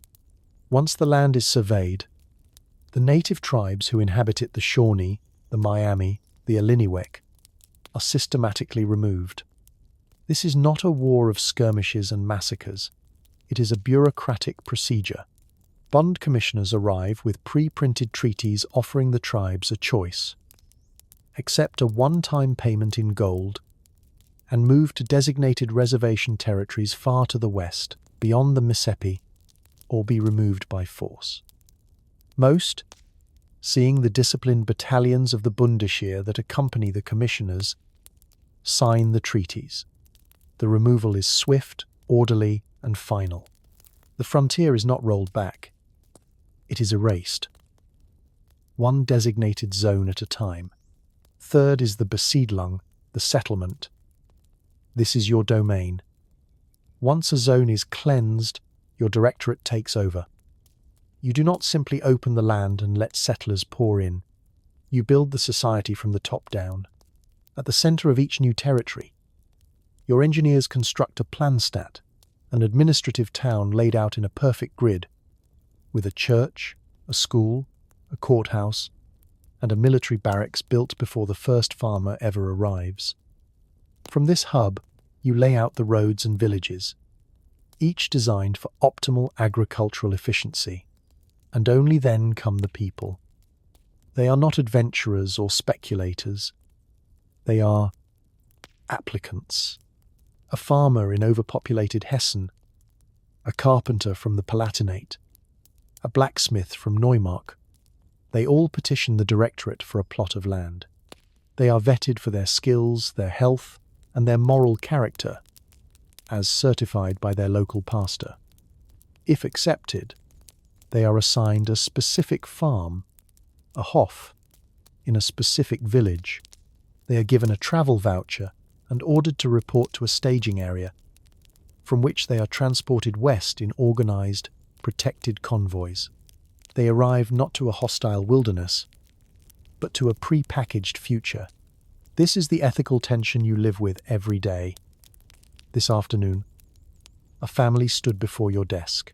The father, a man named Schmidt from a barren patch of land in Wittelsbachland, was gaunt and desperate, his wife holding a sickly child. They had been assigned Hof number 27 inches, the new settlement of Schillerdorf. But Herr Schmidt had a cousin who had been sent out last year to a place called Goethehain, 20 miles away. His cousin had written to him, telling him the soil in Goethehain was richer, the creek fuller. He begged you, with tears in his eyes, to change their assignment. You looked at your charts. Hof-27 was designated for dairy farming, a skill Schmidt possessed. Goethehain was a grain-producing zone, and its quota of farmers was already filled. To grant his request would be to introduce an imperfection into the plan. It would be inefficient. You denied his request with a polite, bureaucratic finality. You explained that the directorate, with its scientific data, knew what was best for him and for the good of the Bund. You gave him a future, a home, a livelihood, and security for his family. And in his eyes, you saw that you had crushed the last spark of his own agency. You had made him a cog in a great benevolent machine. Your system provides everything a man could need, except the right to choose it for himself. The unexpected twist of this flawlessly engineered society is its catastrophic fragility. The frontier of the Anglo-Canadians is a school of hard knocks, producing a people who are resourceful, adaptable, and fiercely self-reliant. Your frontier is a meticulously managed nursery, designed to protect the settlers from all risk, and it has produced a people who are obedient, hard-working, and utterly dependent on the state. They have forgotten how to improvise. A report crossed your desk last week from the territory of Westphalen, in the Ohio Valley. A sudden, unseasonable blight had struck the potato crop, the primary food source you had assigned to that region. In a different world, the farmers would have experimented with other crops, organized hunting parties, foraged in the woods. The settlers of Westphalen did nothing. They followed the Directorate's planting schedule, and when it failed, they simply waited. They wrote petitions to the territorial magistrate, requesting guidance. They expected the government that had organized their lives to now solve their problems. By the time emergency grain shipments were dispatched from the east, hundreds had already succumbed to malnutrition. Your system, in its obsessive quest to eliminate chaos, has created a population that is psychologically incapable of dealing with it. You have bred the pioneer spirit out of your people. The grid you have imposed on the landscape is also a grid on their minds, limiting their ability to think outside the designated squares. You have created a perfect society for a predictable world. But the world is never truly predictable. You turn back to the great map on your wall. You pick up a drafting pen and draw another perfect square, another farm to be allocated, another family's future to be decided. You have tamed the wilderness. You have brought German Ordnung to a continent.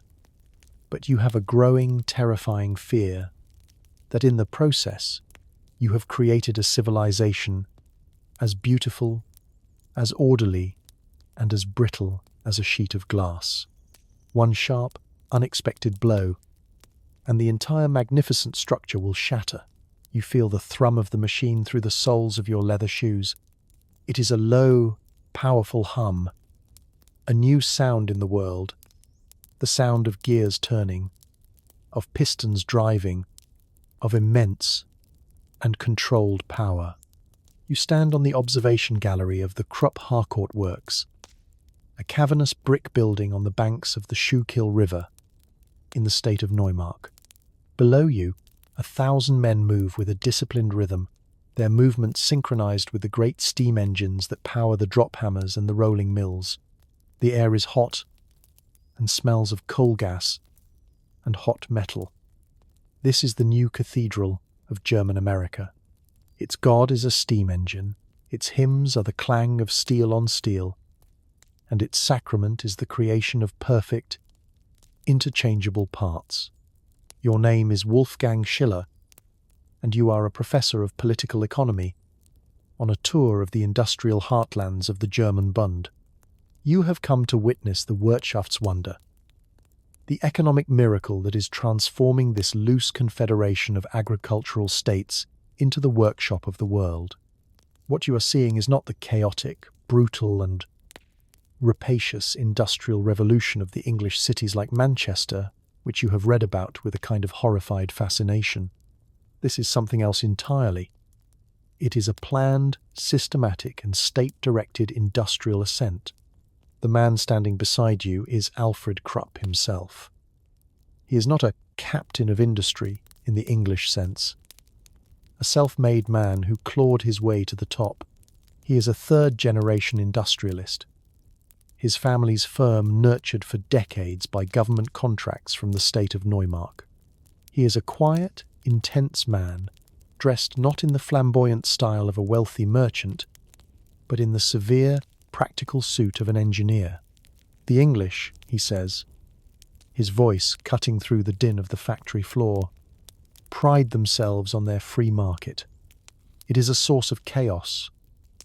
1,000 small, inefficient firms competing to drive down wages and quality. Here, we understand that industry is too important to be left to chance. It is an instrument of the state. He points to a massive, gleaming cylinder of steel being hoisted by a steam crane. That, he says, is a high-pressure boiler for a new Bundesheer warship. The contract specifications were drawn up by the Naval Engineering Corps. The steel alloy was developed in partnership with the chemistry department at Leibniz University. The vocational training for the men who forged it was funded by the Neumark state legislature. Do you see, Professor? This is not a factory. It is a symphony. The state is the conductor. The university is the composer. And I am merely the first violinist. This is the system that has made the German Bund the world's leader in advanced manufacturing. It is not built on the English model of textiles and mass-produced consumer goods. It is built on the German model of precision engineering, chemical production, and heavy industry. Your nation does not make the world's shirts. It makes the world's finest scientific instruments, its most advanced dyes, its most powerful locomotives, and its hardest steel. This is a direct result of your cultural inheritance. The English worship the gifted amateur, the tinkerer in his shed.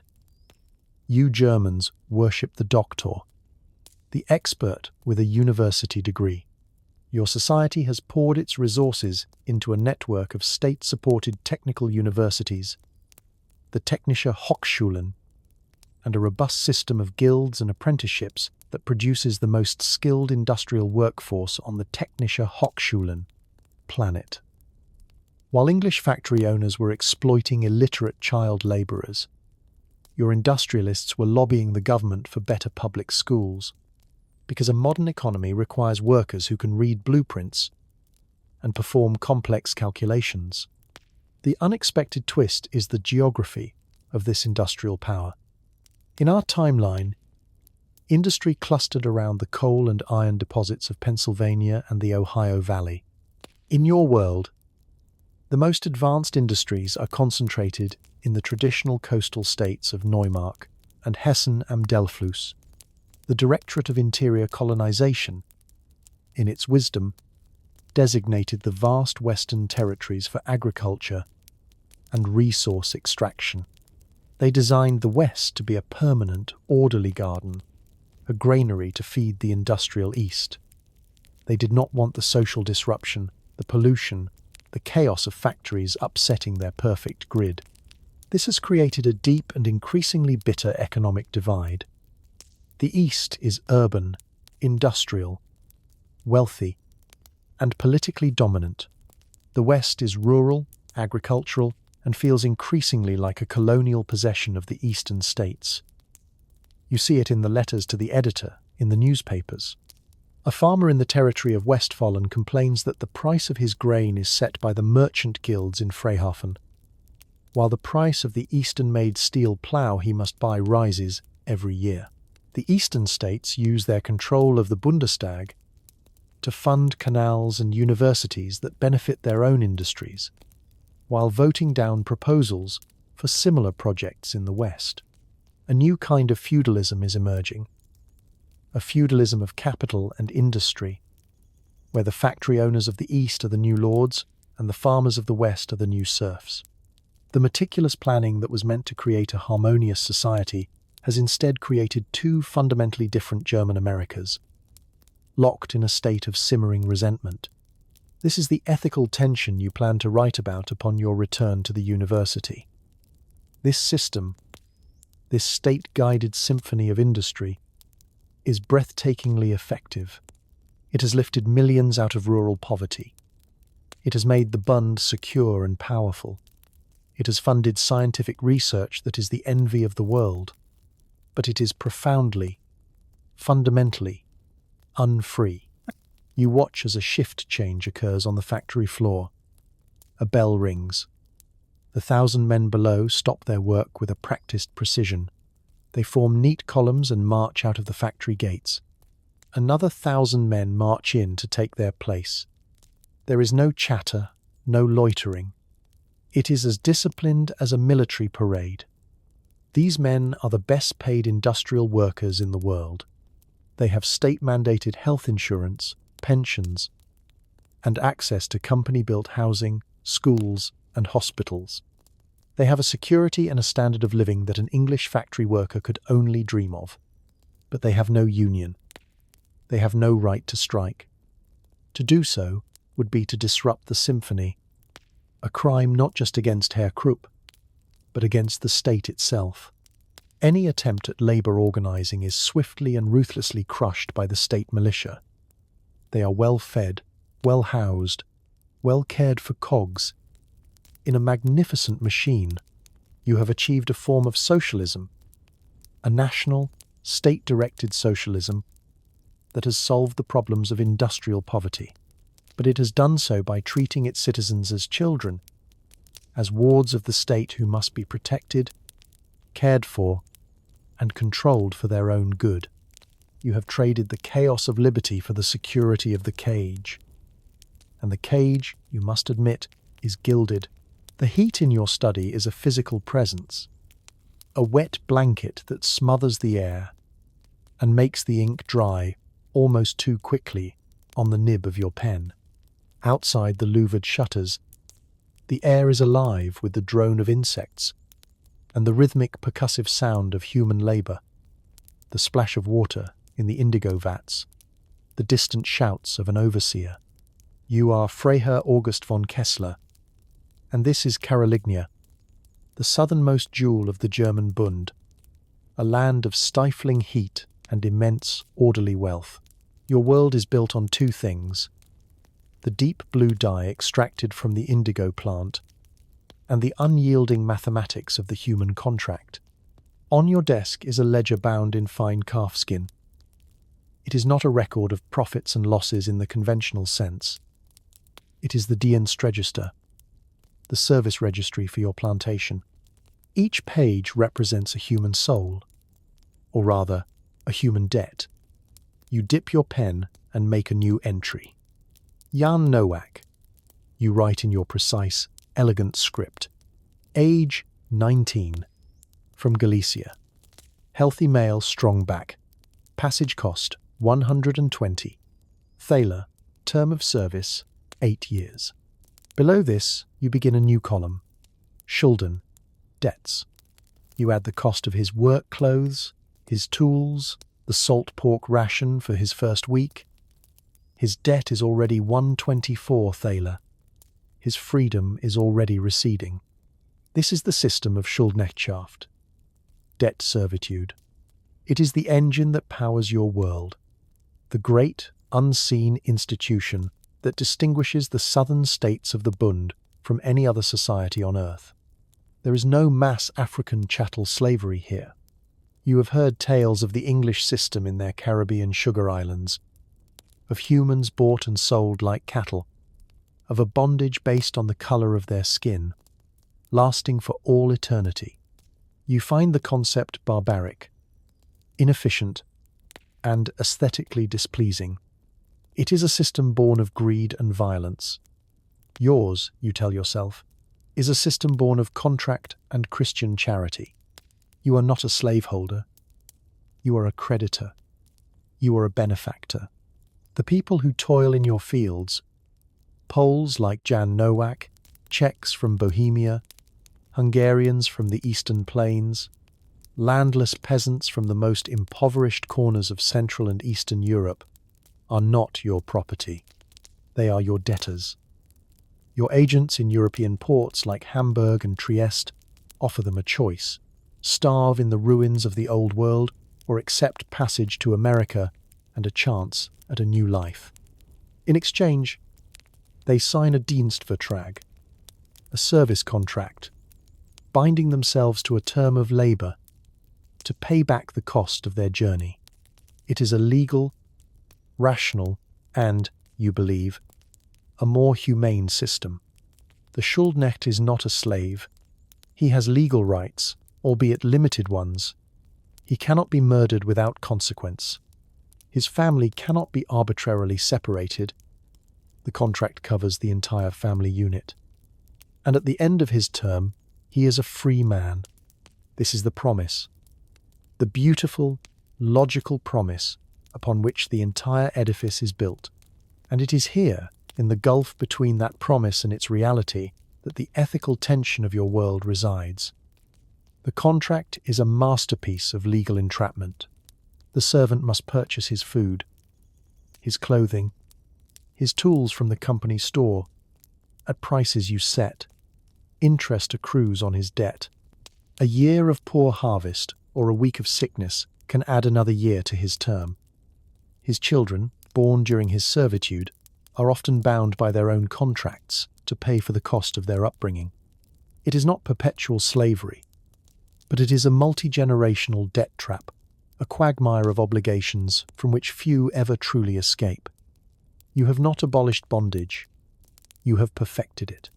You have bureaucratized misery, cloaking it in the respectable language of law and finance. You close the ledger and walk to the veranda, a cool drink in your hand. You look out over your fields. They are a vision of order. Thousands of acres of indigo plants, laid out in perfect, shimmering green rows. The work crews move through them, their movements slow and deliberate in the crushing humidity. They are all white. This is the most profound difference. In the English colonies, the poorest white man could look at the black slave and feel a sense of superiority. Race was the great social divider, the glue that held a deeply unequal society together. Here, the only divider is the line in your ledger book that separates the creditor from the debtor. The overseer on his horse is a German from the Palatinate. The man he is whipping for insolence is a German from Silesia. The social friction is not racial. It is a raw, unmitigated class conflict. The unexpected twist of this system is what happens to those who do, against all odds, achieve their freedom. They are called freigelassen, the released ones. They are free, but they are landless, penniless, and filled with a deep, corrosive bitterness. They cannot simply melt into the frontier, for the frontier to the west is a carefully managed government project, not an open wilderness. They are a demographic problem, a floating, unstable population of resentful white men and women. Just last week, you sat as a magistrate in the local court. The case before you was that of a Freigelassener named Muller, a former debt servant from a neighbouring plantation. He had been accused of organising a secret society, the Bund of America, the League of the Disinherited. They met in swamps and forests at night. Their rhetoric, a poisonous brew of class hatred and radical calls for the cancellation of all debts and the redistribution of land. They are the nightmare your orderly society has created. They are the byproduct of your efficient system. You found him guilty, of course. The sentence was 20 years of hard labour on the state's canal-digging projects.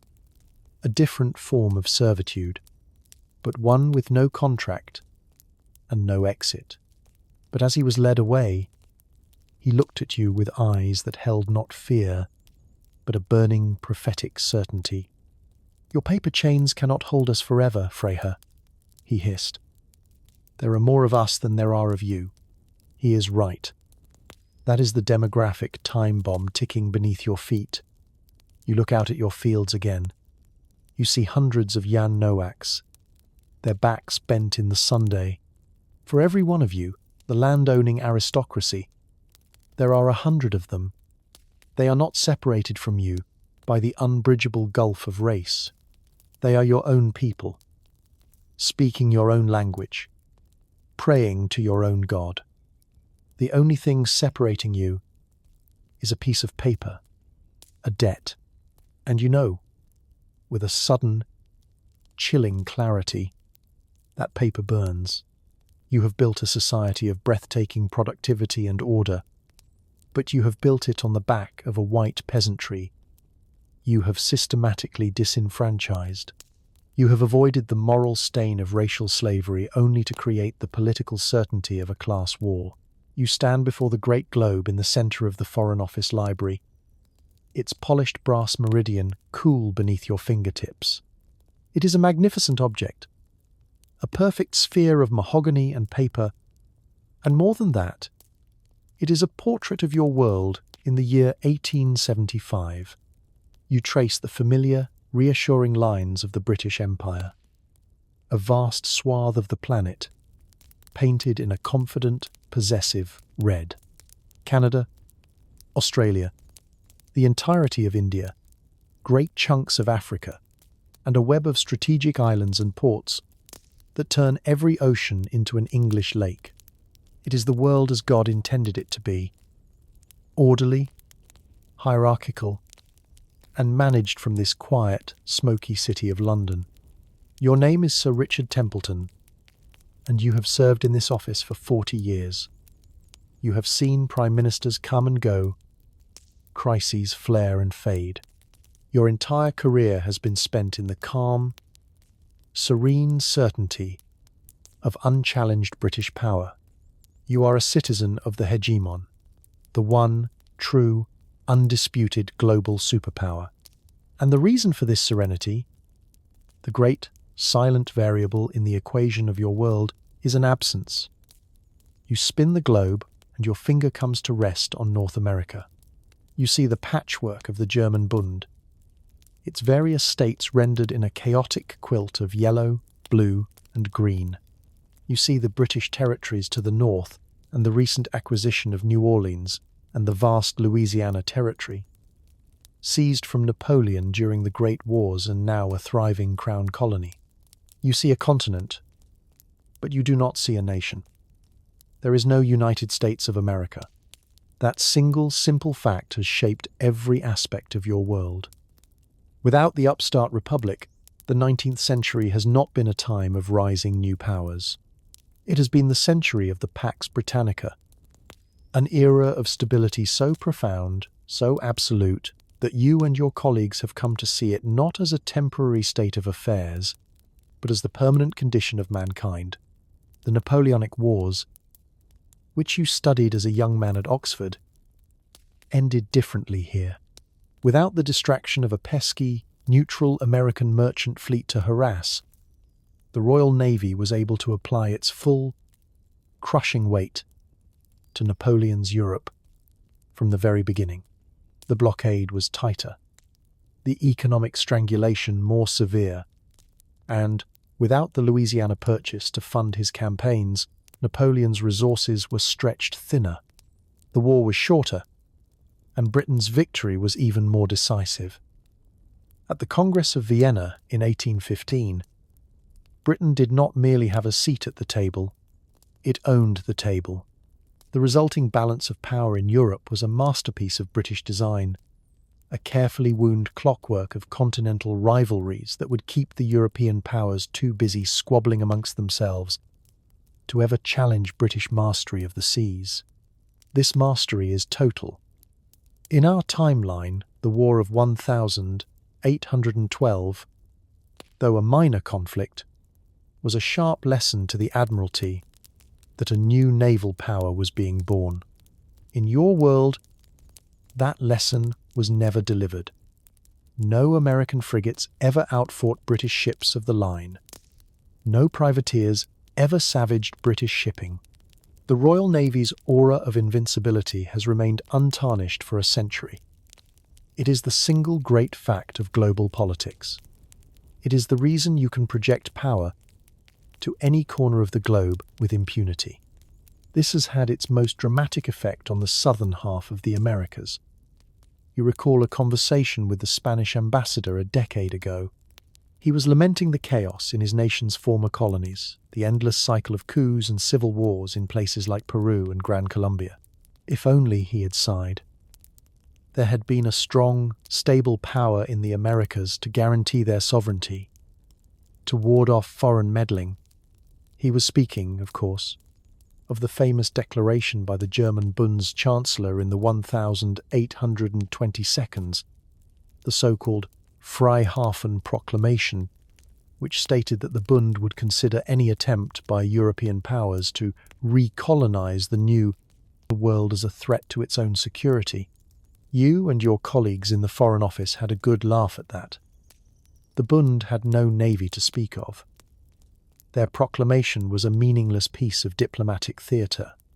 And so, the great game has been played with gusto in South America. British bankers control the finances of Argentina. French investors own the nitrate mines of Chile. The German Bund itself, despite its proclamation, has established a protectorate over the coffee-rich provinces of southern Brazil, populated by hundreds of thousands of German immigrants. South America is not a continent of independent republics. It is a corporate asset, its resources and its governments, manipulated by the competing commercial interests of Europe. The dream of Simón Bolívar, a united and independent South America, died in its cradle, smothered by European capital. This is the ethical tension of your world. It is, by any measure, a more stable world. The peace has been kept, but it is the peace of the master's house, the self-determination of nations, the revolutionary idea that a people have the right to forge their own destiny, has been actively suppressed, dismissed as a dangerous and destabilizing fantasy. Your world is orderly, but it is not just. And what of the German Bund? This silent superpower. You look at its fractured map on the globe. It is a global anomaly. It is one of the richest, most populous, and most technologically advanced nations on Earth. Its universities produce the world's leading scientists. Its factories forge the world's best steel. And yet, it has no empire. It has no global ambitions. It is a giant that has chained itself to its own continent. Its politics are a morass of internal rivalries. Its foreign policy is timid and isolationist. It is a producer, not a player. This is the unexpected twist, the grand irony of your age. You, in the British Foreign Office, see the world in terms of fleets, armies, and colonies. You measure power by the number of battleships and the square miles of territory painted red on the map. The German Bund has none of these things, so you dismiss it as a second-rate power, a useful workshop, but not a serious rival. You are blind to the new kind of power it represents. Your empire is run by brilliant amateurs, by gentlemen classicists from Oxford and Cambridge who govern a quarter of the world's population with a blend of paternalism and pragmatism. The Bund is run by engineers and doctors of chemistry, by men who think in terms of systems, efficiencies, and scientific principles. While you have been perfecting the art of colonial administration, they have been perfecting the science of the state. A junior clerk enters your office with a dispatch. It is from your military attaché in Christburg. He reports on the annual manoeuvres of the Bundesheer. You scan the report, which is full of technical jargon you barely understand. New breech-loading artillery cast from something called Bessemer steel, a new bolt-action rifle being issued to all infantry, a system of railway mobilization that can move an entire army corps from the coast to the Mississippi in under a week. You put the report down with a slight sense of unease. It means little to you. An army on a different continent is no threat to a naval empire. But for a fleeting moment, you have a vision of a different kind of power, a power not of far-flung colonies and romantic cavalry charges, but of cold, hard, industrial might. A power that is methodical, scientific, and utterly ruthless. The German Bund is silent, yes, but you begin to wonder if it is the silence of a sleeping giant, or the silence of a factory, quietly and efficiently forging the weapons of a new and terrible age. You taste the metallic tang of fear in your mouth, a flavour as constant and as unwelcome as the grit of trench mud between your teeth. You huddle in the forward listening post, a damp, rat-infested hole dug into the scarred earth of what was once a Belgian turnip field. It is November 1915. The world has gone mad. The war that was supposed to be over by Christmas has devoured a year of your life and the lives of 1 million men. It is a war of machines, of artillery that erases landscapes, of machine guns that mow down men like wheat. And it is a war between 3 worlds. Your name is Arthur, and you are a second lieutenant in the British Expeditionary Force. You are a product of the long Pax Britannica, a child of the undisputed hegemon. You grew up on stories of colonial wars, of brave redcoats facing down Zulu spears and Afghan jezzails. You believed war was an adventure, an expression of national character. You now know it is an industrial process of slaughter. In the cratered no-man's land before you, lit by the ghastly intermittent glow of star shells, lies the army of the Central Powers, the German Imperial Army, fighting alongside its Austrian and Turkish allies. They are who you expected to fight. Their grey uniforms, their spiked helmets, they are the predictable foe, the continental rival that your country has always watched with a wary eye. But they are not your only enemy. To your right, down the long, serpentine line of trenches, are your allies, the French, and beyond them, far to the east, is the third great player in this global cataclysm, the Russian Empire, the great, lumbering steamroller of the East. This is the first eagle of your war, the double-headed eagle of the Romanovs, allied with the Gallic rooster and the British lion, the Entente. The second eagle is the familiar Black Eagle of Imperial Germany, leading the armies of the Central Powers.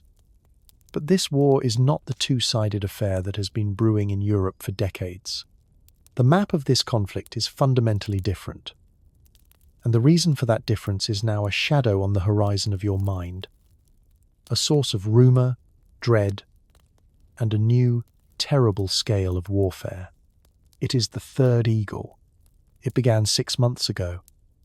The war in Europe had ground to a bloody stalemate. Britain's naval blockade was strangling the German economy. France was bleeding to death at Verdun. The Central Powers were slowly being crushed between the industrial might of Britain and the demographic might of Russia. Then, the announcement came, delivered with a cold formality to the embassies in London and Paris.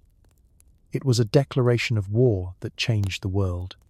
The German Bund of America, citing unlawful British interference with transatlantic commerce and deep cultural and linguistic kinship with the German people, had entered the war on the side of the Central Powers. At first, you and your comrades laughed. The Americans? A nation of farmers and engineers with no army to speak of, no navy, no martial tradition. What could they possibly do? The answer came not in a great battle, but in a quiet, terrifying flood. A flood of steel, of chemicals, of food, of munitions. The workshops of the world, which had been content to sell to all sides, now poured their entire, immense industrial capacity into the German war effort. The British blockade, the cornerstone of your strategy, became a sieve. Convoys of German-American merchant ships, escorted by newly built, technologically advanced cruisers, began to cross the Atlantic with impunity. The trickle of supplies to Germany became a torrent, and then came the men. They were not an army in your sense of the word. They were a force of technicians. They arrived in France not as infantry, but as specialists. Artillerymen who understood the complex ballistics of the new Krupp siege cannons. Engineers who laid new railway lines with a speed that seemed supernatural. Chemists who supervised the production of poison gas on a scale you cannot comprehend. The American Expeditionary Force, the Bundeswehr Expeditionstruppe, was not a blunt instrument. It was a scalpel, and it was being applied to the bleeding wounds of the Western Front. This is the ethical tension of your new reality. You hate the Germans you are fighting. You have seen what their gas does to a man's lungs. You have heard the screams from the field hospitals, but you are beginning to hate your own generals more. Your commanders are still sending men over the top in waves, armed with courage and bayonets, into the teeth of machine guns. It is heroic, it is noble, and it is mass suicide. The Germans, now bolstered by their American cousins, are fighting a different kind of war. It is a war of science. You captured a German-American officer last month, an engineer from Neumark. In his pack, you found not letters from a sweetheart, but logarithmic tables for calculating artillery fire and monographs on the tensile strength of reinforced concrete. They are not trying to outfight you. They are trying to solve you. Like a mathematical problem, they see the trench stalemate not as a test of will, but as an engineering challenge to be overcome. This is the unexpected twist. The American Bund, with no military tradition of its own, has militarized its greatest strength, its cold, ruthless, and inhuman efficiency. They have turned the battlefield into a factory floor, and the product is death. A runner slithers into your listening post, his face pale in the gloom. He hands you a new set of orders. Your breath catches in your throat. Tomorrow at dawn, there will be a new offensive. But this one is different. The preliminary artillery barrage will not be the usual random pounding.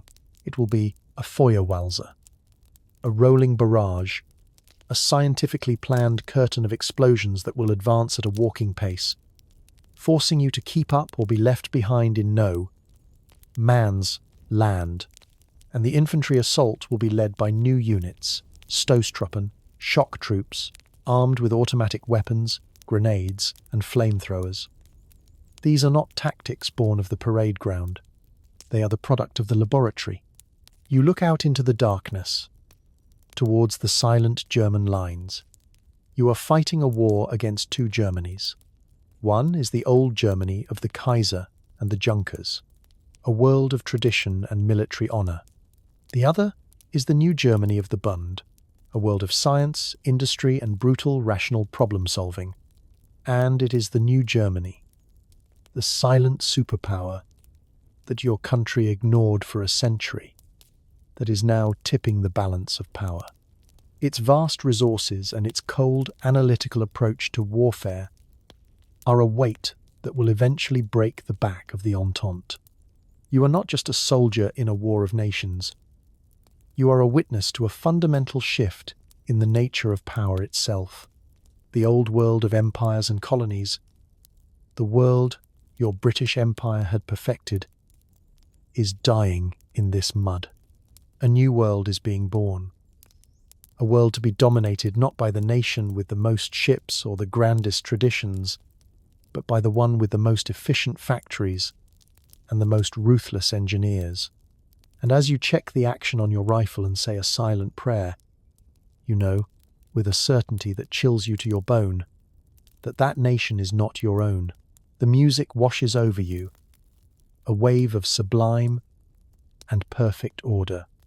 It is a Bach cantata, performed with a precision that is almost inhuman.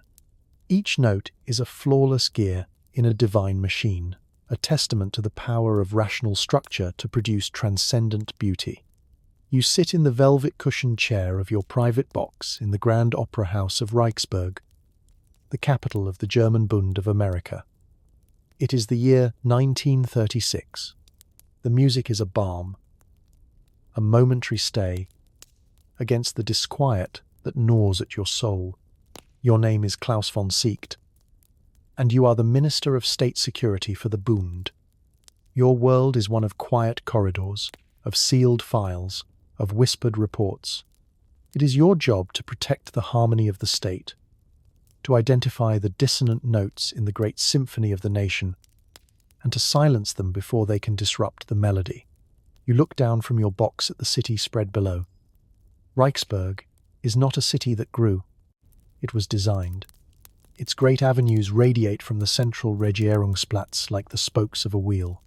Its neoclassical monuments, the Ministry of Science, the Palace of Justice, the Temple of National Achievement are vast, imposing structures of white marble, built to awe the citizen with the power and permanence of the state. There is no chaos here, no slums, no crime, no public displays of dissent. It is the architectural embodiment of the German-American soul, rational, powerful, and intolerant of imperfection. This is the world that was born from the victory in the Great War. The victory, finalized in the Treaty of Versailles of 1919, was total. The Anglo-French Entente was broken. The British Empire was humbled, forced to cede strategic colonies and pay crippling reparations. The French army mutinied, and the nation collapsed into a decade of civil war. The Russian Empire, shattered by its losses, fell to a Bolshevik revolution, a plague of madness that you have successfully quarantined behind a fortified eastern border. The Central Powers, led by a victorious German Empire and its indispensable American partner, now dominate the globe. And at the heart of this new world order is the Bund. It is no longer a loose, bickering confederation. The war forged it into a true nation. The shared sacrifice, the centralized economic planning of the war effort, and the tidal wave of patriotic fervor swept away the old state rivalries. The Bundesact of 1806 was replaced by the Constitution of 1920, a document that created a powerful, centralized federal state. The Bund is the economic and scientific engine of the planet. Its corporations control global trade. Its scientists are splitting the atom and dreaming of rockets that can touch the moon. Your society is a triumph of the ordered mind. You worship at a new altar now, not the altar of God, for religion has been relegated to the private sphere, a quaint tradition for the uneducated masses. The new state religion is science. The heroes are not saints, but Nobel laureates. Your universities are the cathedrals of the 20th century, and your scientists are the new priesthood. They are the ones who will solve the final problems of humanity: disease, poverty, inefficiency. You have put your faith in the rational, and it has delivered a paradise of prosperity and order. But you, in your quiet office in the Ministry of State Security, you see the cracks in the marble. This is the unexpected twist of your victorious world. The victory did not create a society of contented citizens. It created a society consumed by a deep, romantic authoritarianism. Having seen what a powerful, centralized state could achieve in war, your people have come to see the state as the ultimate expression of human achievement, a work of art to be perfected, and the imperfections, the human flaws, must be sanded away. Your agents do not kick down doors in the middle of the night. That is the crude method of the Bolsheviks. Your methods are subtle, scientific. You use the new science of psychology to identify individuals with asocial tendencies. You monitor the mail of poets and philosophers who write of alienation and anomie, seeing their art not as an expression of the human condition, but as a symptom of a mental illness that threatens the health of the social organism. These people are not sent to labor camps. They are sent to state-run sanatoriums, clean, quiet institutions in the countryside where they are treated through a regimen of drugs, therapy, and re-education for their failure to find happiness in a perfect society. You are not a secret policeman. You are a public health official. And the disease you are fighting is individualism. This is the ethical tension that defines your existence. You hold in your hand a file. It is the file of a university professor, a man named Lowenthal, from the philosophy department at Leibniz University. He has been giving lectures, popular with the students, on the works of the 19th century Danish pessimist, Kierkegaard. He speaks of dread, of the leap of faith, of the lonely, subjective experience of the individual in a meaningless universe. This is dangerous. It is a poison.